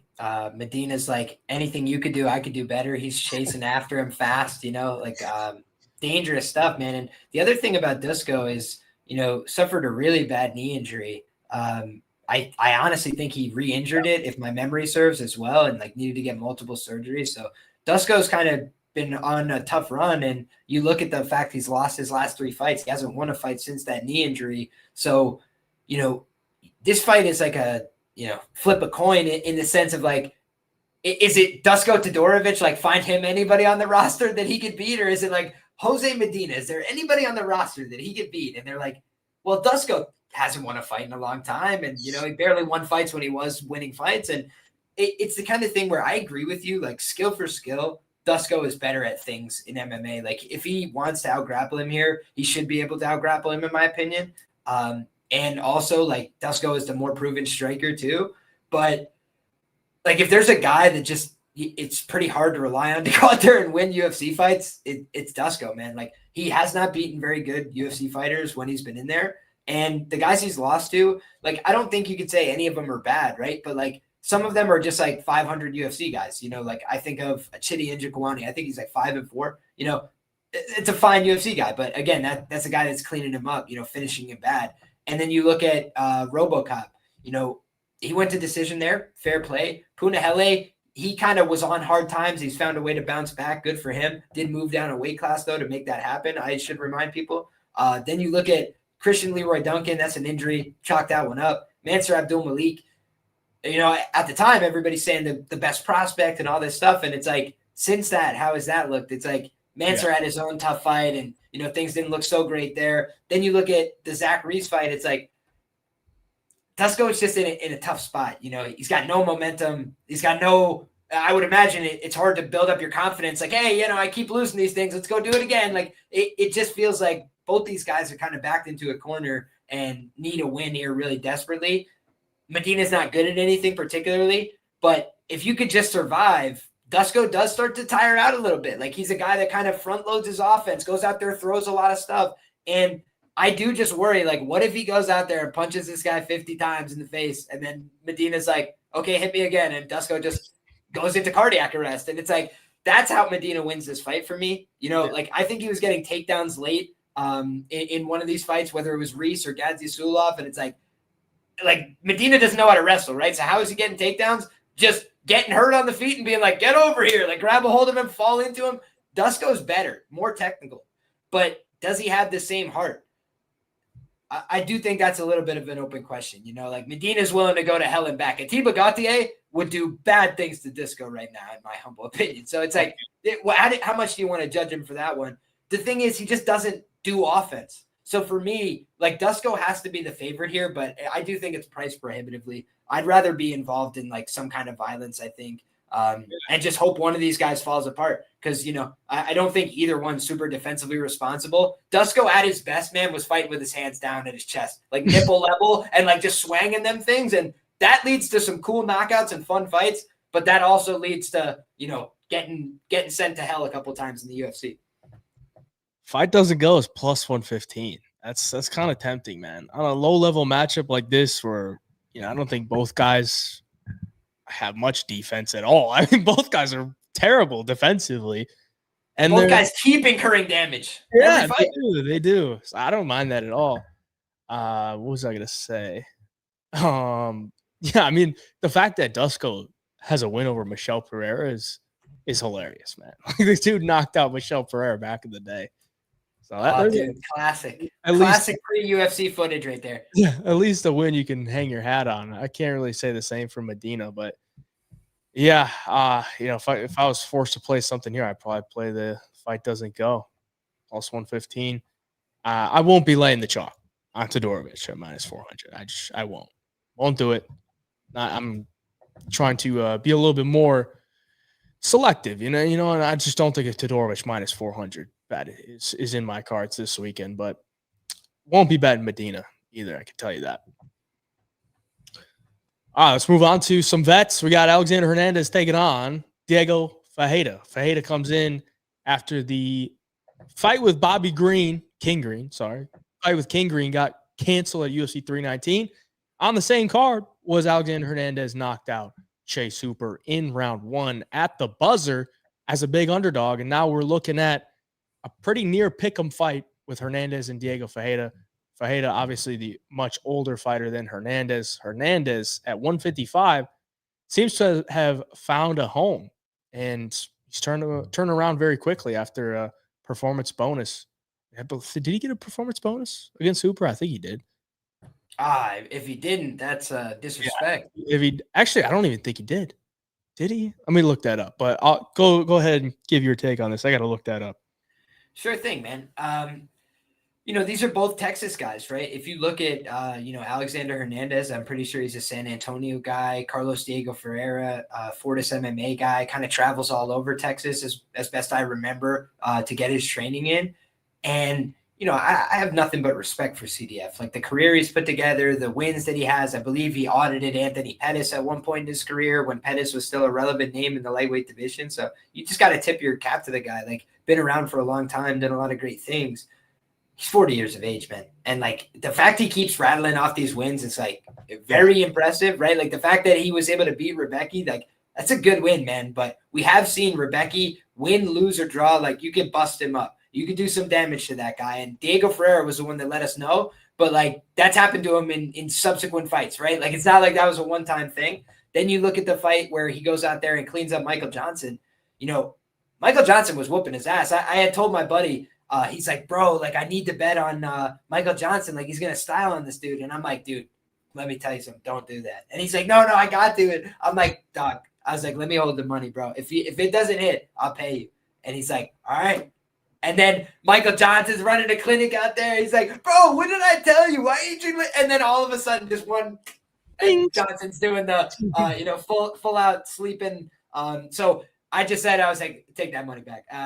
There you go. Save you $1. But when you just look at it, it's like Diego Ferreira kind of be losing until he wins. Like he'll go out there and take an ass whooping in round one, then find a way to win. He'll be pushing the pace and do his thing. At his best, his grappling, his scrambling, there are so many things that I really liked about what he did. But those things are harder to do at 40, right? To go out there and be this frenetic scrambler guy who's going to push a crazy pace on the ground. So could he do that in round one? Like, yeah, I guess so. But then I think he will be tired in round two. We saw Gamrot take his gas tank from 100 to 0 very quickly, right? Like he was just up, down, up, down. Yeah, I'm not getting the grappling control, but you have to keep going up, going down. Well, I'll do this all day. And Diego Ferreira, I had a round 2 sub ticket for Mateus Gamrot that to this day I'm sick to my stomach. I didn't cash because he had a fully locked in rear naked choke. And dude looks at the ref and goes, my rib. And they just called the fight off TKO. I was like, no, like he had it. But you look at it like Diego Ferreira is a tough guy, man. He's not easy to get out. But, Hernandez does hit hard. Hernandez does, have a pretty low center of gravity. So I don't think it's going to be easy for Diego Ferreira to go out there and push a heavy wrestling and grappling game plan. If he does, I don't know that he's got the 15 minutes to do it like an OAM or these guys. And it's like, at 40, I think a lot of people still have respect for the skills. I do too. But that's when guys start getting knocked out and like their speed starts to go a little bit, the reaction time, they have a big drop off that you weren't expecting. So maybe he's on the, right supplementation that, age is not a factor. Right. But I think Hernandez is a, pretty jacked guy himself. I think he kind of shows up, with the right supplementation. So it feels to me like a 32-year-old who has finally found his footing a little bit in the UFC, that's always had knockout power, knocked out Beneil Dariush. Like that's a credible win, right? He's never produced that same quality of result since, but you just look like right now he's starting to look like a guy who's feeling himself in the UFC. And by the way, Chase Hooper was on a roll, like doing really, really good in the UFC and looking like a, real force at lightweight until Hernandez was like, yeah, not yet. He's still got much to learn, young man. You got to get that striking defense up, homie. And, I just think in this fight, like, unless Diego Ferreira is getting takedowns, like, I think he's going to have the better striking in terms of, like, technique or what looks good. I bet Thiago Moises plus 199 against Hernandez, because I thought he was going to fight him. But I was like, if he fights him on the feet, I think he could win. And he just jabbed him up for the full 15. Could Diego Ferreira do something like that? I guess.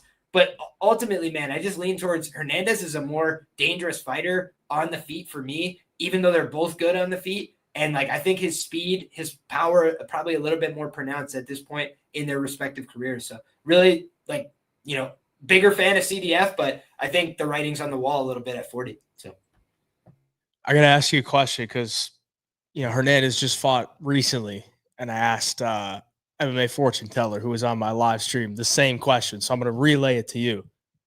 In the last 7 years, Alexander Hernandez has been taken down in 5 fights. How many of them has he won?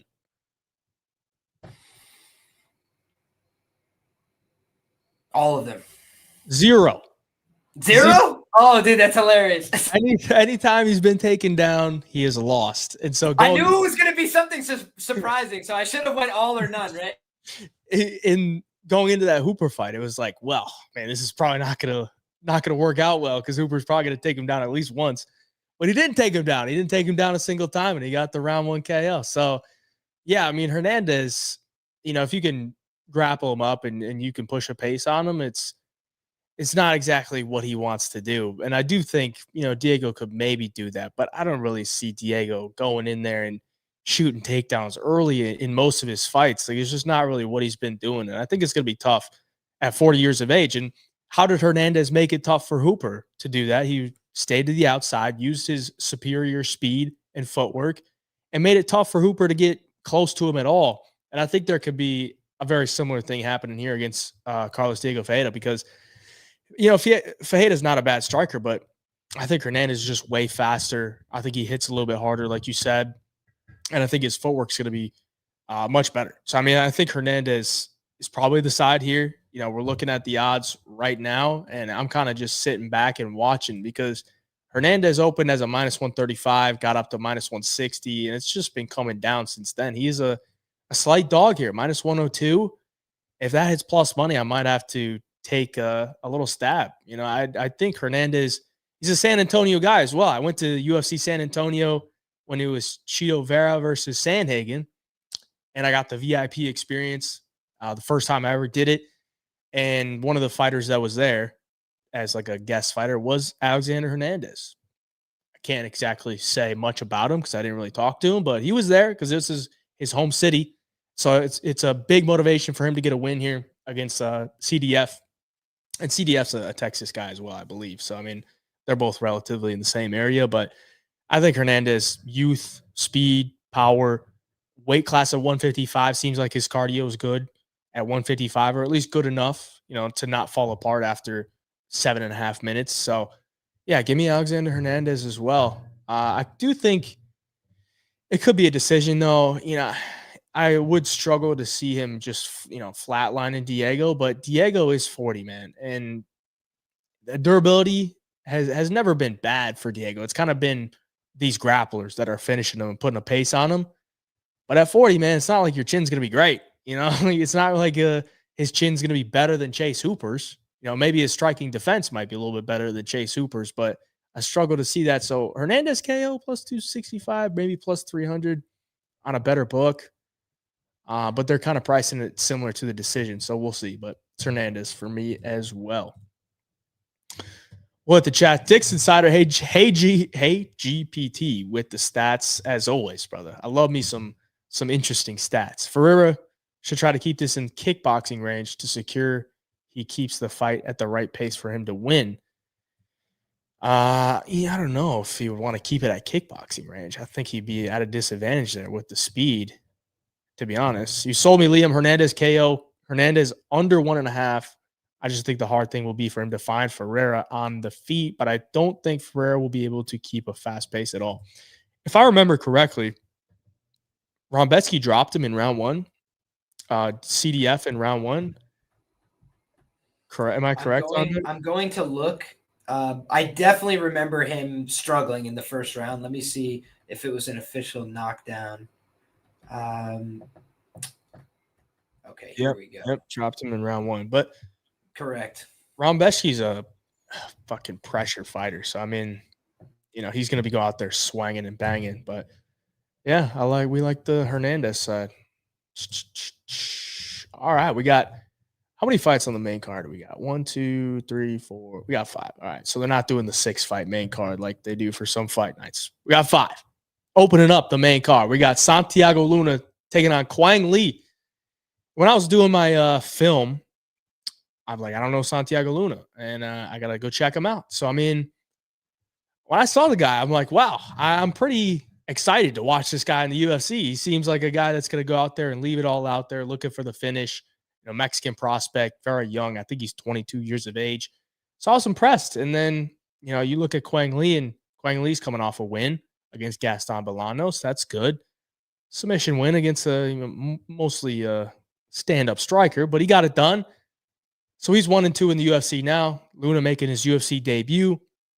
I believe he's 6-0, all finishes, and a guy that is credited with some Mexican wrestling national team or something like that. He's a very good athlete from what I've seen. Very explosive, a little bit green, a little bit hittable. But I like what I saw about him. Just a guy that's young and explosive and is going to go out there looking for the finish. And it seems like, he has some skills overall, power on the feet, aggressive with the submissions. Maybe the aggressiveness gets him in trouble here. But personally, I've never really been a huge believer in Quang Lee. I think he's one of these guys that got brought into the UFC basically to fill a spot on a card. If you remember, he got brought in against Chris Gutierrez on short notice. So boom, he gets his contract. He loses his UFC debut. Then he goes to Macau, China, takes on Long Zhao, gets knocked out by Long Zhao in a banger of a fight.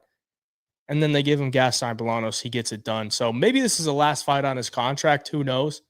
I'd be interested to see that. But when I see Santiago Luna, the young Mexican making his UFC debut, and he's on the main card against Quang Lee, there's no doubt in my mind who I think they're putting on the main card for a reason. I think it's Santiago Luna. So I think Luna is clearly the guy the UFC wants to win. Does that mean he's going to win? Not necessarily, but I do think he has the skills or the tools to beat Quang Lee. What do you think?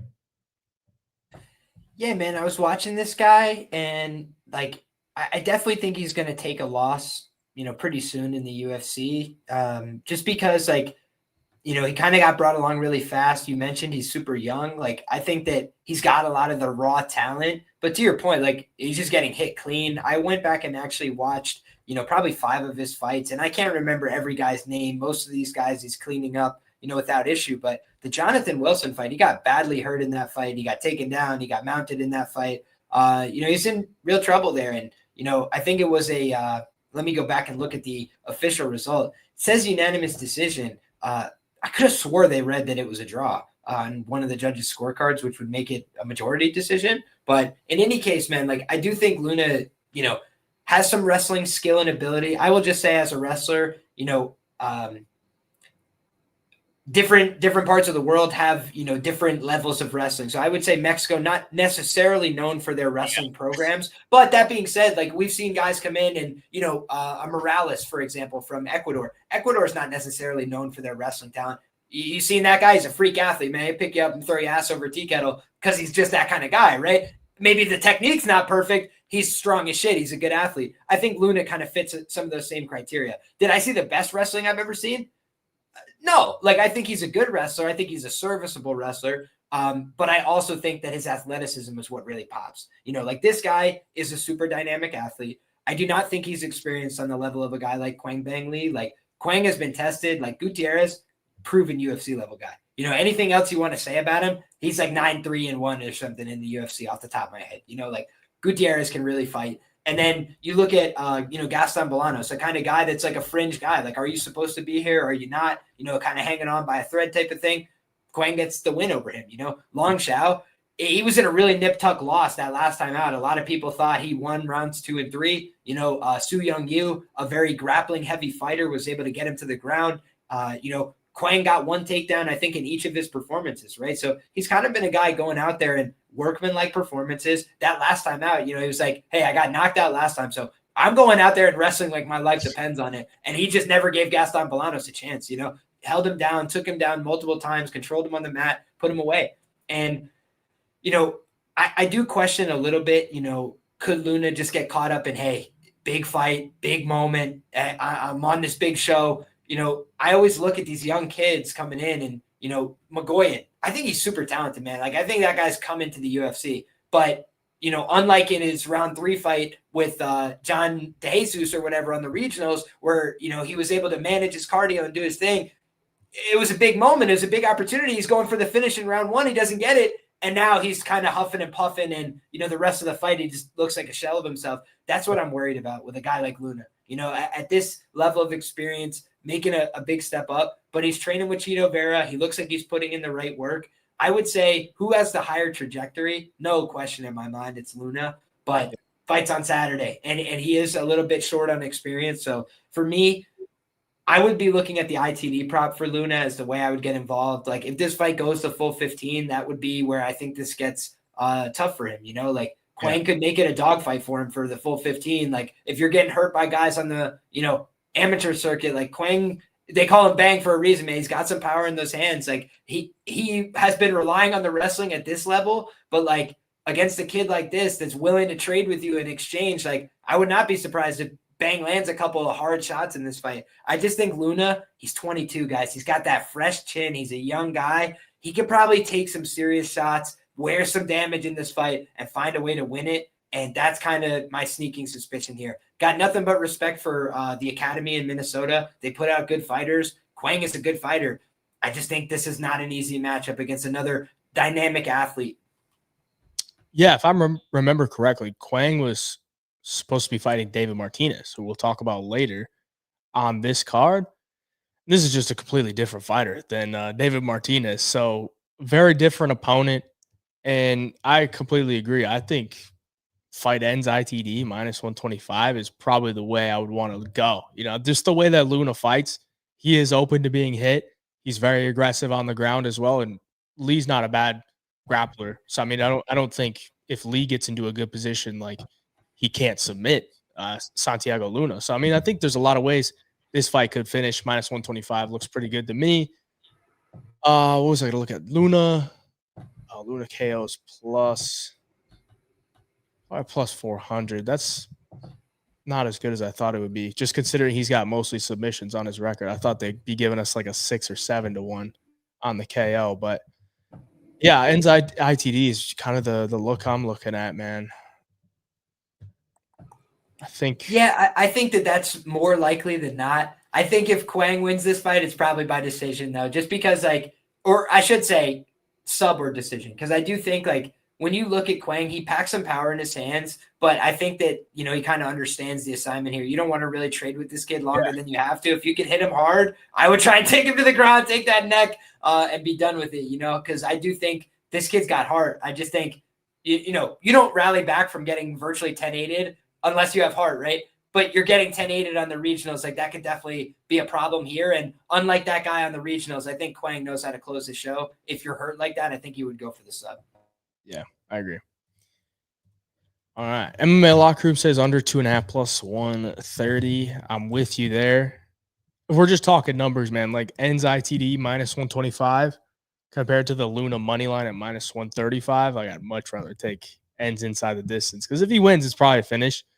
And then, of course, you have the upside for the Quang Lee finish as well. All right, moving on. We got Kelvin Gastelum coming in against Dustin Stoltzfus. Stoltzfus coming in off the loss to Nursultan Ruzaboyev. And I was there at the Apex that night, and I thought there was a good argument he could have beat Nursultan Ruzaboyev in that one.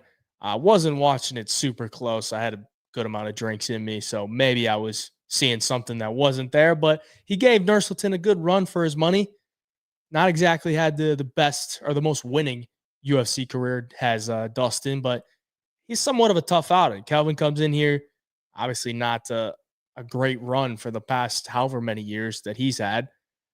But this is a big step down in competition, man. He goes from fighting Joe Pyfer, fighting Daniel Rodriguez. These are much better fighters than Dustin Stoltzfus. So it's a huge step down for Kelvin, big step up for Dustin. Seems like they're setting Kelvin up for a win here with Dustin, but Dustin's no bitch, man. He's not just going to go in there and lay down. He's going to give him everything he can handle. He's a pretty tough guy on the feet, can grapple a good amount as well. And I don't know that Kelvin's going to be coming in here just knocking him out real quickly. I think it could be a decision type of fight where Kelvin is the guy landing the better shots. But Kelvin comes in as a minus 230 favorite over Dustin.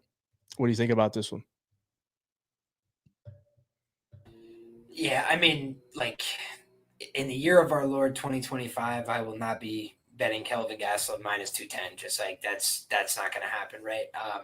Against anybody, really. Like, I respect Kelvin. I do think that there was a time where he was like a, really relevant UFC guy, but there's just been some times now where like that fight against Sean Brady was a audit on every level. Like Kelvin's been in the game for a long time. He knows what wrestling is, right? He comes from a wrestling background. He understands what grappling is, but his jiu-jitsu has been tested several times, at the UFC level, and it's come up lacking, a few occasions now, right?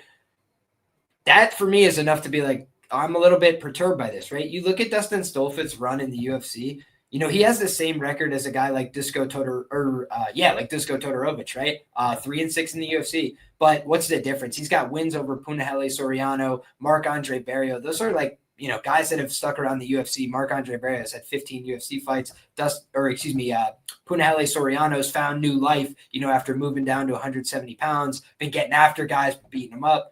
And, you look at the losses that he has. Kyle Dawkins, he's a black belt in Brazilian Jiu-Jitsu. Adolfo Vieira, a very good black belt in Brazilian Jiu-Jitsu. Gerald Meerschaert, very good black belt in Brazilian Jiu-Jitsu. Abus Magomedov kicked him in the face in like 50 seconds. Bruno Ferreira, marauding Brazilian guy, threw a crazy spinning back elbow and killed him in a fight that was honestly pretty competitive until that point. And then you look at Nursultan Ruziboev, to your point, another guy that's been winning a bunch of UFC fights, and then that was a competitive fight. People thought Dustin had an argument there. So Dustin has a record on paper that looks really, really bad, but I do not think he's as bad as his record lets on. And I just think that in this fight, I don't expect Kelvin to have a massive wrestling or grappling advantage. I think if anybody has advantages there, it's probably Dustin. So then the thing that I like about Kelvin, I guess, is like his cardio is normally really solid for 15 minutes. And Dustin, if you have to make a criticism, like he's normally got 12 minutes and then he's like kind of on life support the rest of the way to the finish line. Yeah. And when I look at this on the feet, I think Kelvin's faster, a little bit, snappier with his shots, but I don't think it's a runaway, necessarily. So for me, it just feels like a more honest fight than the line. And you look at the size, Kelvin Gastelum looks like a welterweight and Dustin Stoltzfus looks like a middleweight. He picked up Joe Pyfer, who's a big, strong guy, lifted him up, slammed him down, and Joe broke his arm in half trying to base out on his hand. So, again, I just think when you see him taking down Meerschaert multiple times and, getting on top of him and winning every minute of the fight until he gasses out in round 3 and loses, he does feel like a guy that could go out here and just grind out an ugly win over Kelvin. And if Kelvin, again, cared about fighting and, these kind of things, I'd feel a little bit different. But I don't know how serious he takes his own career. And at 33 years of age, I feel like his title, window is closed on him already. Again, just because he's been here forever, So I'll pick Kelvin, but super reluctantly. I'll pick him by a decision, a split decision, a gross decision. Maybe Kelvin's significant strike props is a way to get involved. Dustin's a tough enough guy, but ultimately, man, for me, I don't need Kelvin Gastelum at these prices ever. Yeah, I mean, Stoltzfus' level of competition in the UFC is pretty rough, man. It is, I don't want to say murderer's row, but for the level that he is, I think he's been an underdog every single fight except maybe the Dwight Grant fight, which it was almost a pick 'em, yeah, plus 180, plus 200, slight favorite over Dwight Grant. Then every other fight he's been an underdog. And once again, here he is as the underdog. And as you said, bigger guy. I do think he might lack a little bit with the speed, especially in the boxing department, but he does have a decent chin, man. You look at how he's been knocked out. It's a front kick to the face to Abus and a double spinning back elbow for Bruno Ferreira, man. The guy is getting put out. You got to literally kill the guy. Double spinning back elbow, let alone one. Aaron Pico couldn't take one spinning back elbow. This guy took 2 of them and really wasn't even out cold. He was still trying to fight back. So I think Dustin does have a chance to make this one close. I do think Kelvin probably edges it on the scorecards, but, like you said, minus 230 on Kelvin Gastelum in 2025 is looking pretty gross, man. It's looking pretty gross. I was looking at they got the over chalked minus 205. Fight goes at minus 170. Kelvin decision. Is that down there? I think it said plus 175. Did I pass it? It's actually plus 150. Plus 150. Yikes. There we go. Plus 150. Yeah. Or you could just go the split route, Kelvin by split plus 1,900. I saw somebody in the chat say Kelvin round 3, and I think that is like one way I would look to be like, if I'm going to invest in Kelvin, that's kind of what I would look for. Is like, hey, we've seen this guy slow down before, get finished in round 3. It's been subs in the past against Adolfo and GM3, but I don't know if Kelvin goes to jiu-jitsu class. So I think, Kelvin by Kelvin by KO is probably more likely. Yeah, 11 to 1. Like round 3 though, at 11 to 1. 11 to 1. I think he's got the cardio advantage. That would be like the one thing I feel confident. Like the cardio and the pure boxing, those are the two advantages Kelvin has here. If you want to get crazy, Gastelum round 3 sub plus 5,500. That is juicy. Kind of gross fight, man. A lot of these fights on this card is just like. That's the theme of UFC Noche. Yeah. We're here. We tried. We tried to get as many Mexicans as we could, and turns out the Mexican fighters don't really have a lot of great fighters, so that's what we got. Calvin is due for a win. Yeah, sure he is. Doesn't mean he's gonna get one. If you're due, it doesn't mean it's gonna happen. Dustin tucks in his t-shirt. Let's discuss this. What's wrong with tucking in the T, bro? Little class, Come on now. All right, let's move on. Rafa Garcia taking on Jared Gordon. Feature bout of the night. We got Jared Gordon coming in here after the KO to Thiago Moises in round 1 and completely deaded him. I was there at the Apex for that one too. And that sound that Jared Gordon made when he connected with that punch on Thiago Moises. If you've never been to an Apex card, you got to go to one at least once in your life, because the sound of the punches and the kicks is just so much different when you're in a quiet arena. Like even in a live event, you could still hear it, but when it's that small of a space, you just hear it that much more. Jared Gordon hit him with a shot, and he's knocking dudes out now. That's not really been, the MO for Jared Gordon, is knocking people out, but he's coming off, his last 2 wins have both been knockouts, Mark Madsen and Thiago Moises. And then, of course, he's been to a couple very close decisions against Nasrat Haqparast and Paddy Pimblett. And then he had the no contest to Bobby Green. So, I mean, this guy could easily be on a very, very, very, very long win streak dating back to his loss against Grant Dawson. And Rafa Garcia, kind of one of these middling Mexicans, man. I don't really know that he has much upside in the UFC, but he is Mexican and he has a good serviceable skill set, man. He's a solid boxer, decent wrestler, good cardio, good durability. He's not going to blow you away in any aspect. He's coming off the win to Vince Pichel, but maybe could have been a loss to Vince Pichel. Very close fight against a guy that I think retired after the fight, if I remember correctly. But either way, Jared Gordon comes in here as the favorite, sitting at minus 230. Rafa Garcia comes back at plus 195. Who you got? Give me Jared Gordon here, man. For a lot of these fights, like I really don't have a pick or a lean that I feel like super great about. So I try and give you guys how I would play either side of the fight, right?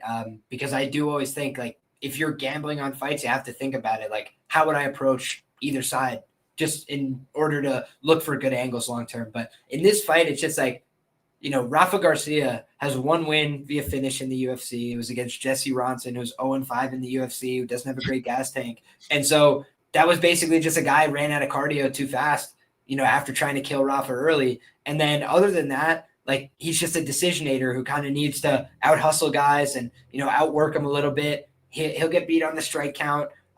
So I feel like Jared Gordon's just a more skilled martial artist. He's 37, so you always worry, like, hey, Jared, his chin used to be a little bit of a concern, but then you contextualize those, and it's like, yeah, he's getting finished after he got fouled, and then he got, brutalized on the ground by a guy who went on to be a UFC champion. It's like, okay, you start to put it in context. Jared Gordon, good fighter, good performances. Even that Grant Dawson fight, he ended up getting subbed in round 3, desperate, trying to get back up to his feet to try and win the fight, right? Like, eventually you got to make a hard choice in round 3, and, like, you can either lay on the ground and lose, or you can try and get back up and give it up. And Rafa made that decision in the second round, against Grant Dawson. And, honestly, the decision was taken out of his hand, right? He kind of just rolled the wrist, beat the shit out of him, busted him up with the cuts and everything. And Grant Dawson, not typically the most violent guy you've ever seen, was able to kind of bust him up and, paint a canvas with him, right? So you just look at Jared Gordon, I feel like he's the more damaging fighter. I'm not convinced that Rafa has like a huge wrestling or grappling advantage coming in here. Like Jared Gordon, very competent jiu-jitsu player. So all of which is to say, like, the danger for Jared is like, hey, you get taken down, you get out hustled a little bit. Maybe the crowd's behind the other guy, but I just think skill for skill, talent for talent, who's the better fighter? Give me Jared Gordon. I think he wins the fight. And he's been finishing guys lately, man. It used to be Jared Gordon, don't pick anything but decision. Like, it's just a decision, and now he's killing guys. So be careful, man. I just think he wins the fight. Yeah, I agree. I mean, I'm not gonna take Rafa Garcia, who lost to Chris Gritzmacher. What a name from the vault. Yeah, he was a minus 300 plus favorite in that one too. He lost the decision to Chris Gritzmacher, and yeah, I don't think he's gonna beat Jared Gordon here, man. Unless he like bonks him with something. If Jared Gordon's not so great chin comes back to haunt him, then I think Jared Gordon gets this one done. Could be a KO, but I think it's probably a decision. I think Rafa's Mexican chin's probably gonna hold up here. Grant Dawson TKO'd him, but that was a swarming on the ground by Grant Dawson. So give me Jared Gordon. Let's take a look at the odds. We got Jared Gordon at a minus 230. I think that is definitely parlayable, or you could just straight bet it if you're willing to lay that kind of chalk. What's the KO on old boy Jared Gordon? Plus 600. Oh, plus 600.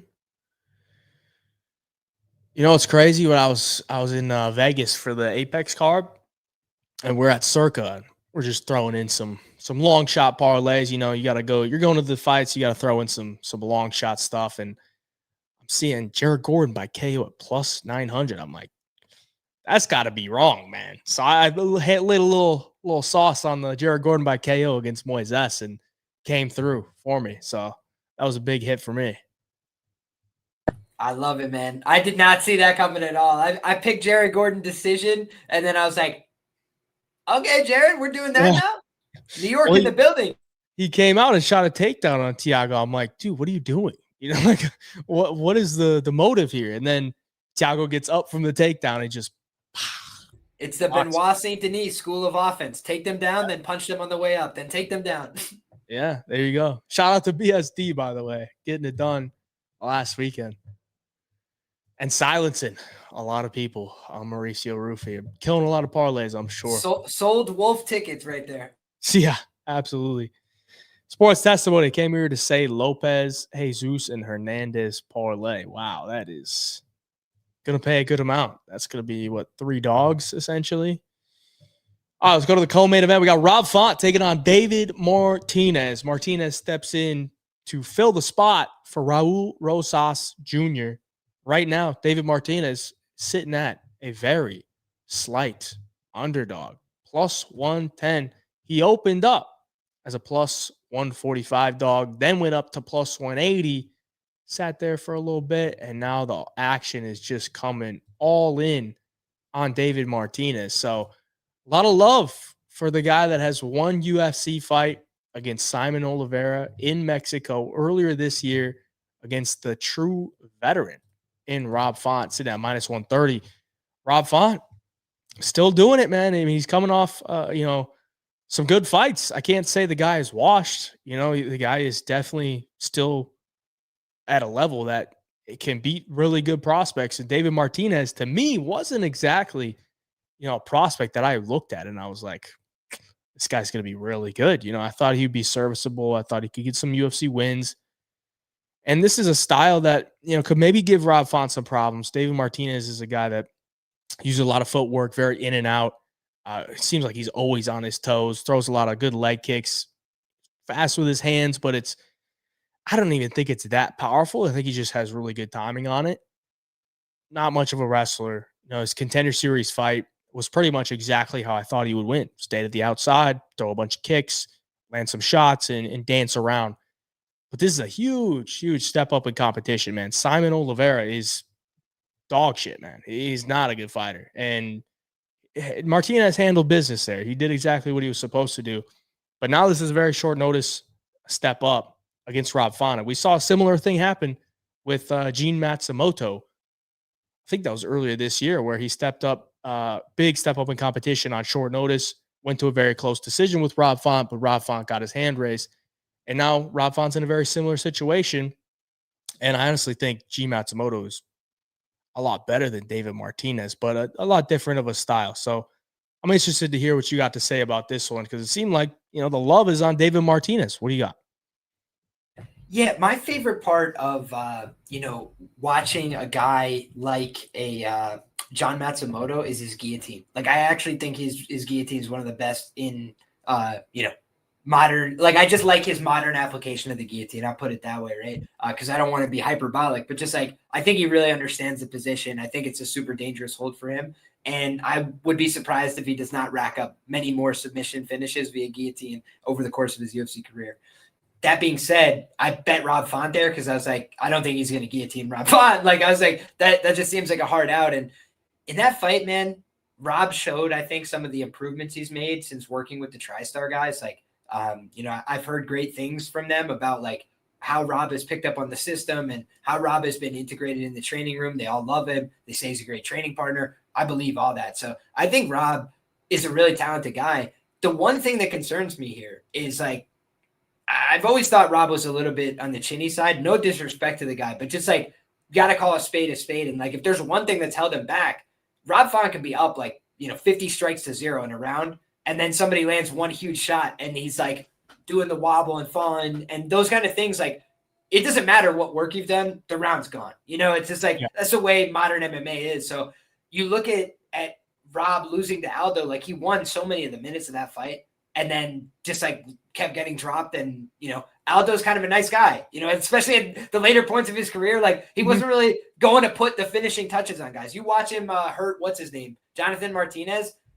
He didn't really put the finishing touch there, right? He kind of like hurt him and was like, I think I'm up on the cards and like, we're almost at the end anyway. So I'll let you off the hook, kid. Like, I think he was betting his show money on the overs every time he fought. You know what? That's probably it too, right? And so if I was to bet on this fight, right?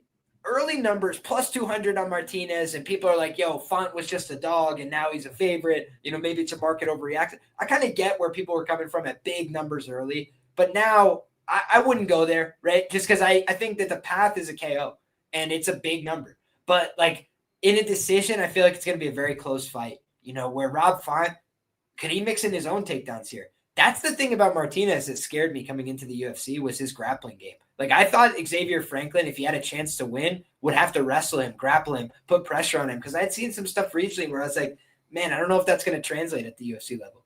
And Font has definitely made improvements in the grappling, but he's not some like wrestling guy proactively, right? Like he wrestles to get guys to stop wrestling him. He's like, oh, you want to wrestle now? Like looking at my improvements, I'll go shoot a takedown on you.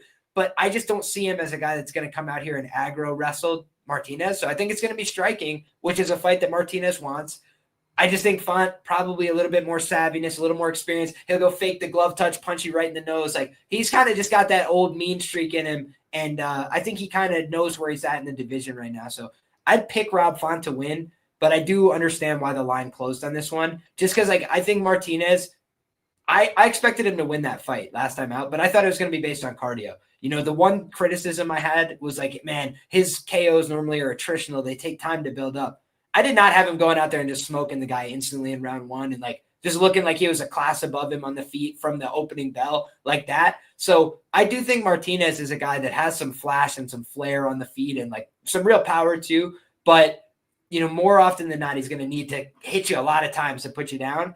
And Font will kind of give you those exchanges. I think Matsumoto hit him like 77 times, but Font's jab is very active. It looks like he's going to be the bigger fighter here. So if Font can work behind that jab, stick to his fundamentals, think he's a little bit more skilled, a little bit more seasoned, the experience could pay dividends. But I also believe like Martinez by KO, that's how I'd look to target him from a betting standpoint, because I do think the kid's got like proven knockout ability, right? 10 of his wins, I believe, by knockout. And Rob Font has been knocked down a grip in the UFC. You go look at the number of times. I don't have it off the top of my head, but I would be surprised if it's not like 8, you know?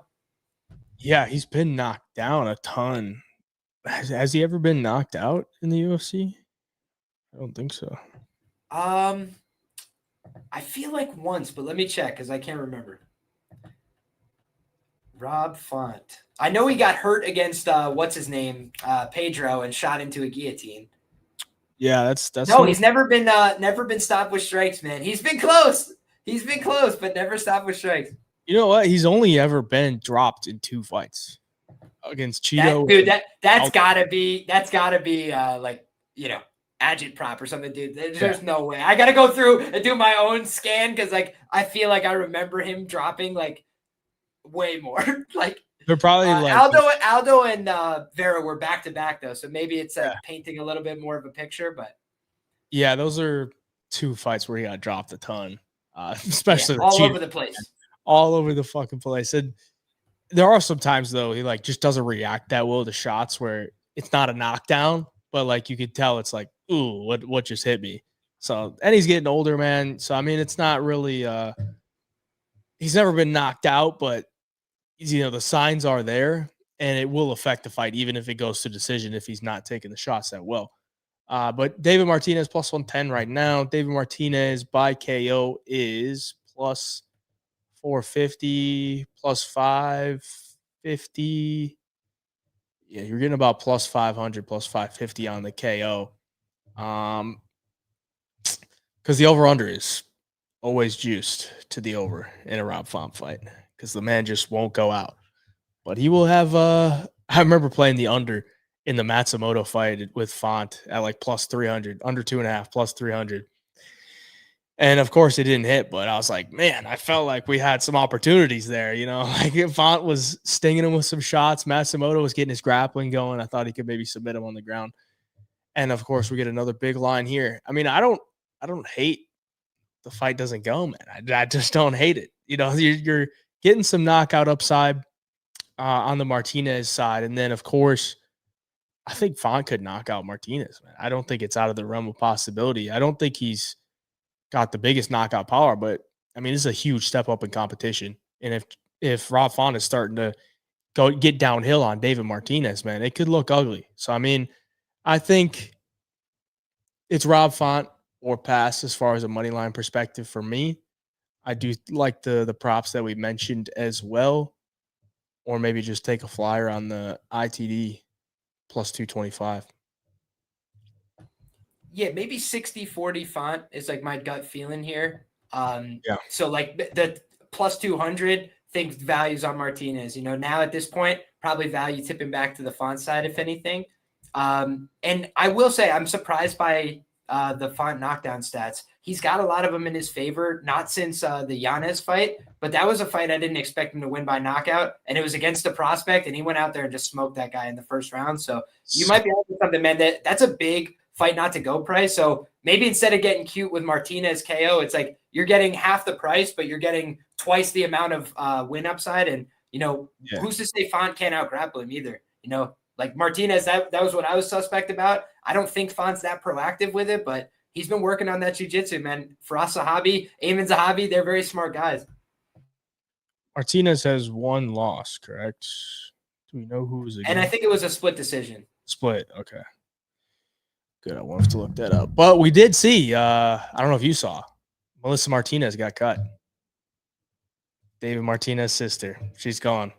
So, not a good look. Gone but not forgotten. I won't forget that head kick from Fatima Klein. There was one, I was just looking at it today. I just got to say this, but I do a lot of daily fantasy as far as significant strike props and whatever. So that was the first fight of the night, right? And I had Melissa Martinez lower on significant strikes. And it didn't hit. It went, I thought Fatima Klein would wrestle her. So, you know, I didn't think there would be a lot of striking, but she landed that head kick.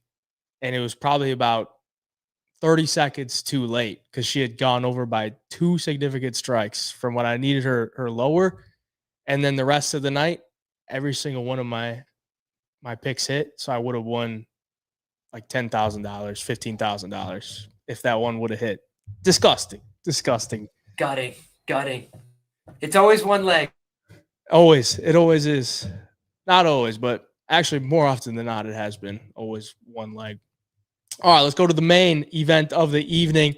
Before we get into this, please, if you're in the live, please hit the like button for me, subscribe to the channel, and go check out Liam's YouTube channel as well. I believe you're going live later as well. You want to shout that out real quick before we hop into this?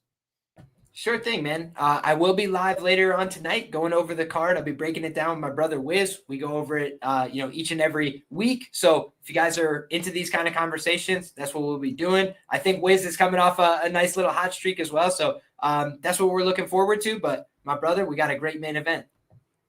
Let's hop into it. Diego Lopes coming in here off the loss to Volkanovski. Jean Silva coming in off the win to Bryce Mitchell, where he submitted him with that ninja choke. Jean Silva, man, I remember him on the Contender Series, bet on him as an underdog, and ever since he's been in the UFC, it's just been absolute fireworks. So some great times with Jean Silva. Diego Lopes, on the other hand, when he made his UFC debut, just an insane fight because he literally looked like a meme coming into the UFC. Just, the weird kid that's secretly a spy or whatever with that weird haircut. He goes in there and gives Evloev a lot that he couldn't handle, some that he could handle. It just looked like he was going to be special. And ever since then, he was special. But coming off that title fight loss, it does seem to be a little bit of a trend. If you get to that title and you lose it, the next fight doesn't necessarily go the best, or at least statistically. I think it's been proven where the next fight, they tend to lose it. And this is a guy in Jean Silva that hasn't tasted that UFC defeat just yet. But he has tasted the defeat of his fellow fighting nerds. So it's a very interesting fight. I do think Jean Silva was, the side that I thought would win when I first heard the matchup. And everything that I've seen has kind of told me the same way. So I'm going to be leaning towards Jean Silva, but he comes in as a minus 230 favorite in that minus 230 range. Once again, a lot of those minus 230 ranges on the card. He was a much bigger favorite, though. I don't want to say much, but a couple days ago, this past weekend, I think he was closer to minus 280, approaching minus 300. So it looks like some actions coming in on Diego Lopes, some respect. Where does your respect lie in this matchup, Mr. Liam? I really respect both these dudes, man. I picked Diego Lopes to beat Volkanovski. I thought Volkanovski's chin was done. Shout out to the GOAT. The guy just finds a way to win, man. Like, just dug deep. Gritty fight. He got hurt a little bit there, but he was able to rally, and ultimately he was just a better fighter, right? So shout out to Volkanovski, still doing the damn thing. But when you look back, I also bet Lopes plus 660 against Movsar Evloev. So I thought coming into that fight, like, you just can't really have a guy like this at that big of a price, because he's a dangerous guy. He can knock people out on the feet. He can submit black belts. Like, that's a dangerous guy as far as I'm concerned. But then you look at, the stats over a larger sample size, and, Diego Lopes' defense leaves a lot to be desired. He does a lot of, like, kind of just having his hands here, and when you do that, and you don't have supreme head movement, and you're not super dialed with your eyes, like, you're just going to rely on your durability more than your defense. And that's what he does. He's got less than 50% striking defense. So if you attempt to strike, on average, it's going to land. It's just like, that's the way that it goes against this guy. And I think with a lot of guys in the division, he can afford to play that game. Like Volkanovski, even, he's just not a big hitter like that, with his hands. So you look back, I don't think he's like badly like rocked somebody like that with his hands since like Chad Mendez and stuff, maybe Ortega, but that was more ground and pound than anything. Like, a lot of times Volk needs to get on top of somebody to really leverage his power and do a lot of damage. And I look at this fight as, Diego Lopes has been working on his wrestling. He's been out there grinding, getting his, time in with the Oklahoma State guys. And like, if he comes out here wrestling, like, that might actually be smart to try and put this guy on the back foot, take some of that zip off his punches. But Lopes's cardio, it is certainly something that was called into question before his UFC run. I think after that Volkanovski fight, it looked to me like he's got pretty solid cardio. Like, he can fight hard if he needs to, but damage is something that takes away from somebody's cardio. And Jean Silva does a lot of damage. He tires guys out by just beating them up to the body, breaking their face, He's a really dangerous dude. And I had some skepticism, early on with Gene Silva, just because I was like, man, he's so reliant on his finishes. Like he goes out there to knock guys out, and even had that submission game. I think it was like 21-1 last time against Bryce Mitchell. That was incredible, right? But he's normally a guy that will let somebody kind of get ahead of him on the strike count to land a big shot to put him down and find his moments. I just don't know that Lopes is the guy who's going to take advantage of that. Like even in some of these fights, like the Ige fight and whatever, round 3, his opponent starts to have more success. Movsar Evloev kind of was in real dire straits in some of those early submission attempts. But then later on in the fight, Lopes is more willing to accept being on his back and, kind of huffing and puffing a little bit more. He exerts a lot going on offense. And so he has a chance to beat anybody. But I also think Gene Silva has a pretty efficient style where it's like he knows that he can hurt guys at any time. He's going to keep looking for those big shots. And he's a little bit more thoughtful and varied with his striking than a guy like Lopes, who is like, I have big hooks and you do not want to get hit by them. And a lot of guys are afraid to get hit by Lopes. I don't think Silva's like that, man. I think he's going to be willing to exchange. And I do pick him to get the win here. Probably won't be betting this fight, right? It's a big favorite price tag, but got to make picks on the show. And to your point, coming off a title fight, very hard to, get up for a fight the same way. And Gene Silva, everything's on the line here, right? If he wins this fight, he's probably next for the belt. Lerone Murphy might get skipped over, especially if he does it in emphatic fashion. So I think that this could be a star-making performance for Gene Silva, and he's a dangerous guy. Yeah, I think John Silva gets it done here. I think if you're going to beat John Silva, you got to be either an elite striker or you got to be just a hell on the mat. Like John Silva is an elite striker in my opinion. So you either got to be able to match that or you got to be able to take him down, rinse and repeat like a Movsar Evloev could do. I just don't think Diego Lopes is either of those. He's not a guy that's going to go in there and wrestle a bunch. I think he's only landed 2 takedowns in his career. And one was against Ortega, one was against Ige, where there's not really much happened. He's not really much of an offensive wrestler, but he's very offensive as a fighter with his strikes and his submissions. But is John Silva going to be looking to take him down? No, not at all. So it's not really going to be like he's able to pull the flying triangle like he did against, what's his name, Gavin Tucker.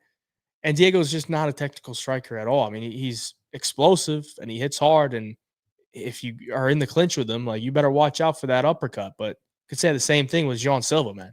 I just think he's such a good striker that he's so composed. He sees everything. His footwork is solid.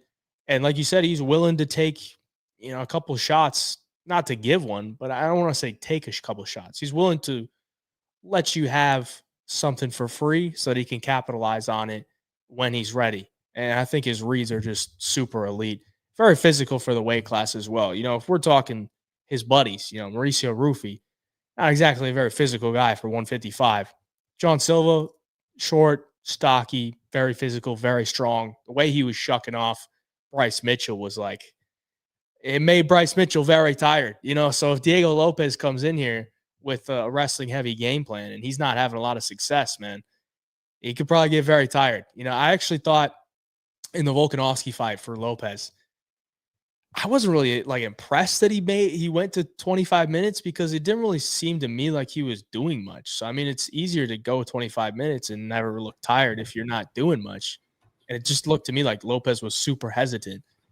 I was very, very disappointed with the performance from Lopes, but I actually made a ton of money on that one too because that was one of the DFS plays that I did hit. That eight legs, because I had Lopes lower on significant strikes, and I was like, I think he's probably going to finish him early, so I'll take the lower. And little did I know it's going to go 25 minutes, and he would still go lower than his significant strike total because he just didn't throw anything. So I mean, is he going to outvolume Silva here? Probably not. Is he going to out wrestle him? Probably not. Could he knock him out? Could he club himself? I'm sure, but I think John Silva gets this one done, and I could see either a late KO or a decision. It kind of just depends on, how much risk Diego Lopes is going to take in this one. Because if he took more risk against Volkanovski, maybe he does gas out. Maybe he does start to get hit with some big shots. And if he doesn't do that against John Silva, then sure, it could go into a decision. But if he does, then I think John Silva could probably finish him late. So we'll see. Maybe we could check out some of those props right now. Because like this over-under is kind of weird to me. 2.5 for a featherweight fight. I know they're finishers, but they're both pretty tough. And considering this is Lord Jean Silva's first 5-round fight, I don't know how fast he's going to come out, but he's kind of the same pace every fight. Very controlled, very calculated. So I could see it going over, but I'm not really looking to lay chalk on it.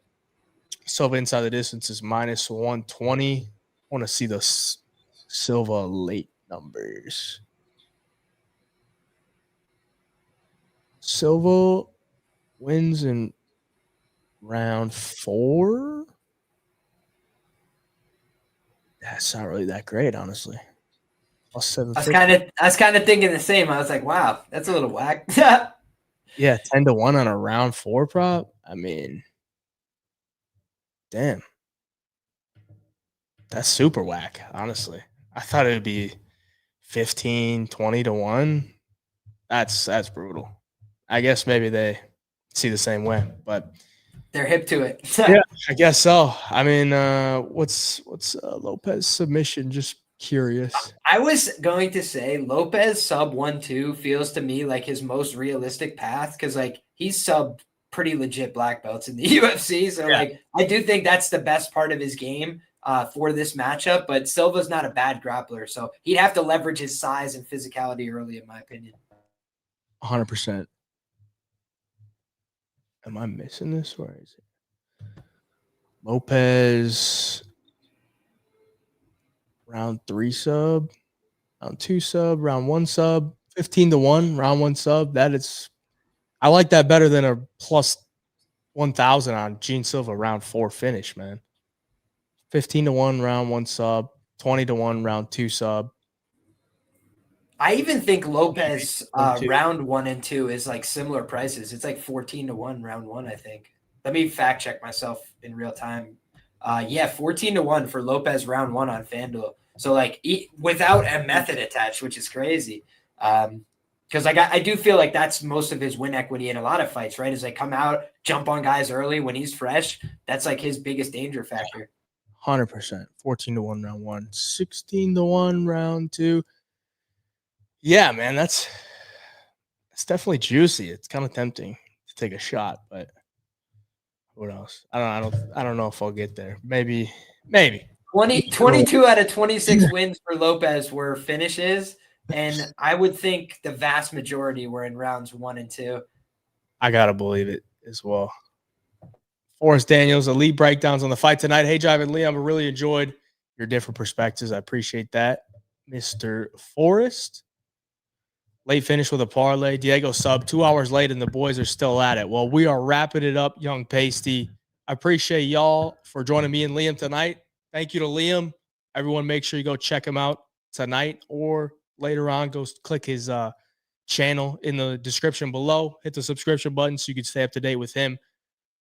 I'll let you get us out of here, Liam. I appreciate you for joining us here on Noche UFC. Kind of a weird day, but we got it done 2 hours in. We got John Silva, Diego Lopez this Saturday. Very excited for that. Tons of fights going on. We also have Canelo Alvarez and Bud Crawford. I don't know if you're into the boxing. I'm not really into the boxing, but if you have a prediction, now would be the time. Celebrity boxing is definitely a bigger edge for me, man. Jake Paul has been a freaking fountain of money since he emerged on the scene. But otherwise, man, I would say I'm a boxing casual. That would enjoy a big fight like that, no doubt. But certainly I will approach that with humility. I'll try and tape it just because it's a huge fight. But ultimately, guys, between now and when I go live on my show, I'm going to be doing more tape, more research to just be more prepared, have a little bit more to say as well as we go throughout the week. All I do is keep doing research until the fights happen. So that way I feel as prepared as I possibly can be. And I appreciate everybody for the support. So I saw a lot of people, supporting in the chat, things like that. Truly appreciate it. It was a pleasure to come on here and shoot the breeze with you, my man. You're always welcome on Bets and Banter, open invitation, and I truly appreciate it, brother. So thank you so much. And anytime you need me, I'll be here. Appreciate you. Till next time, Hey Job Picks, we out. Thank you to everyone in the chat. See you next time. Peace.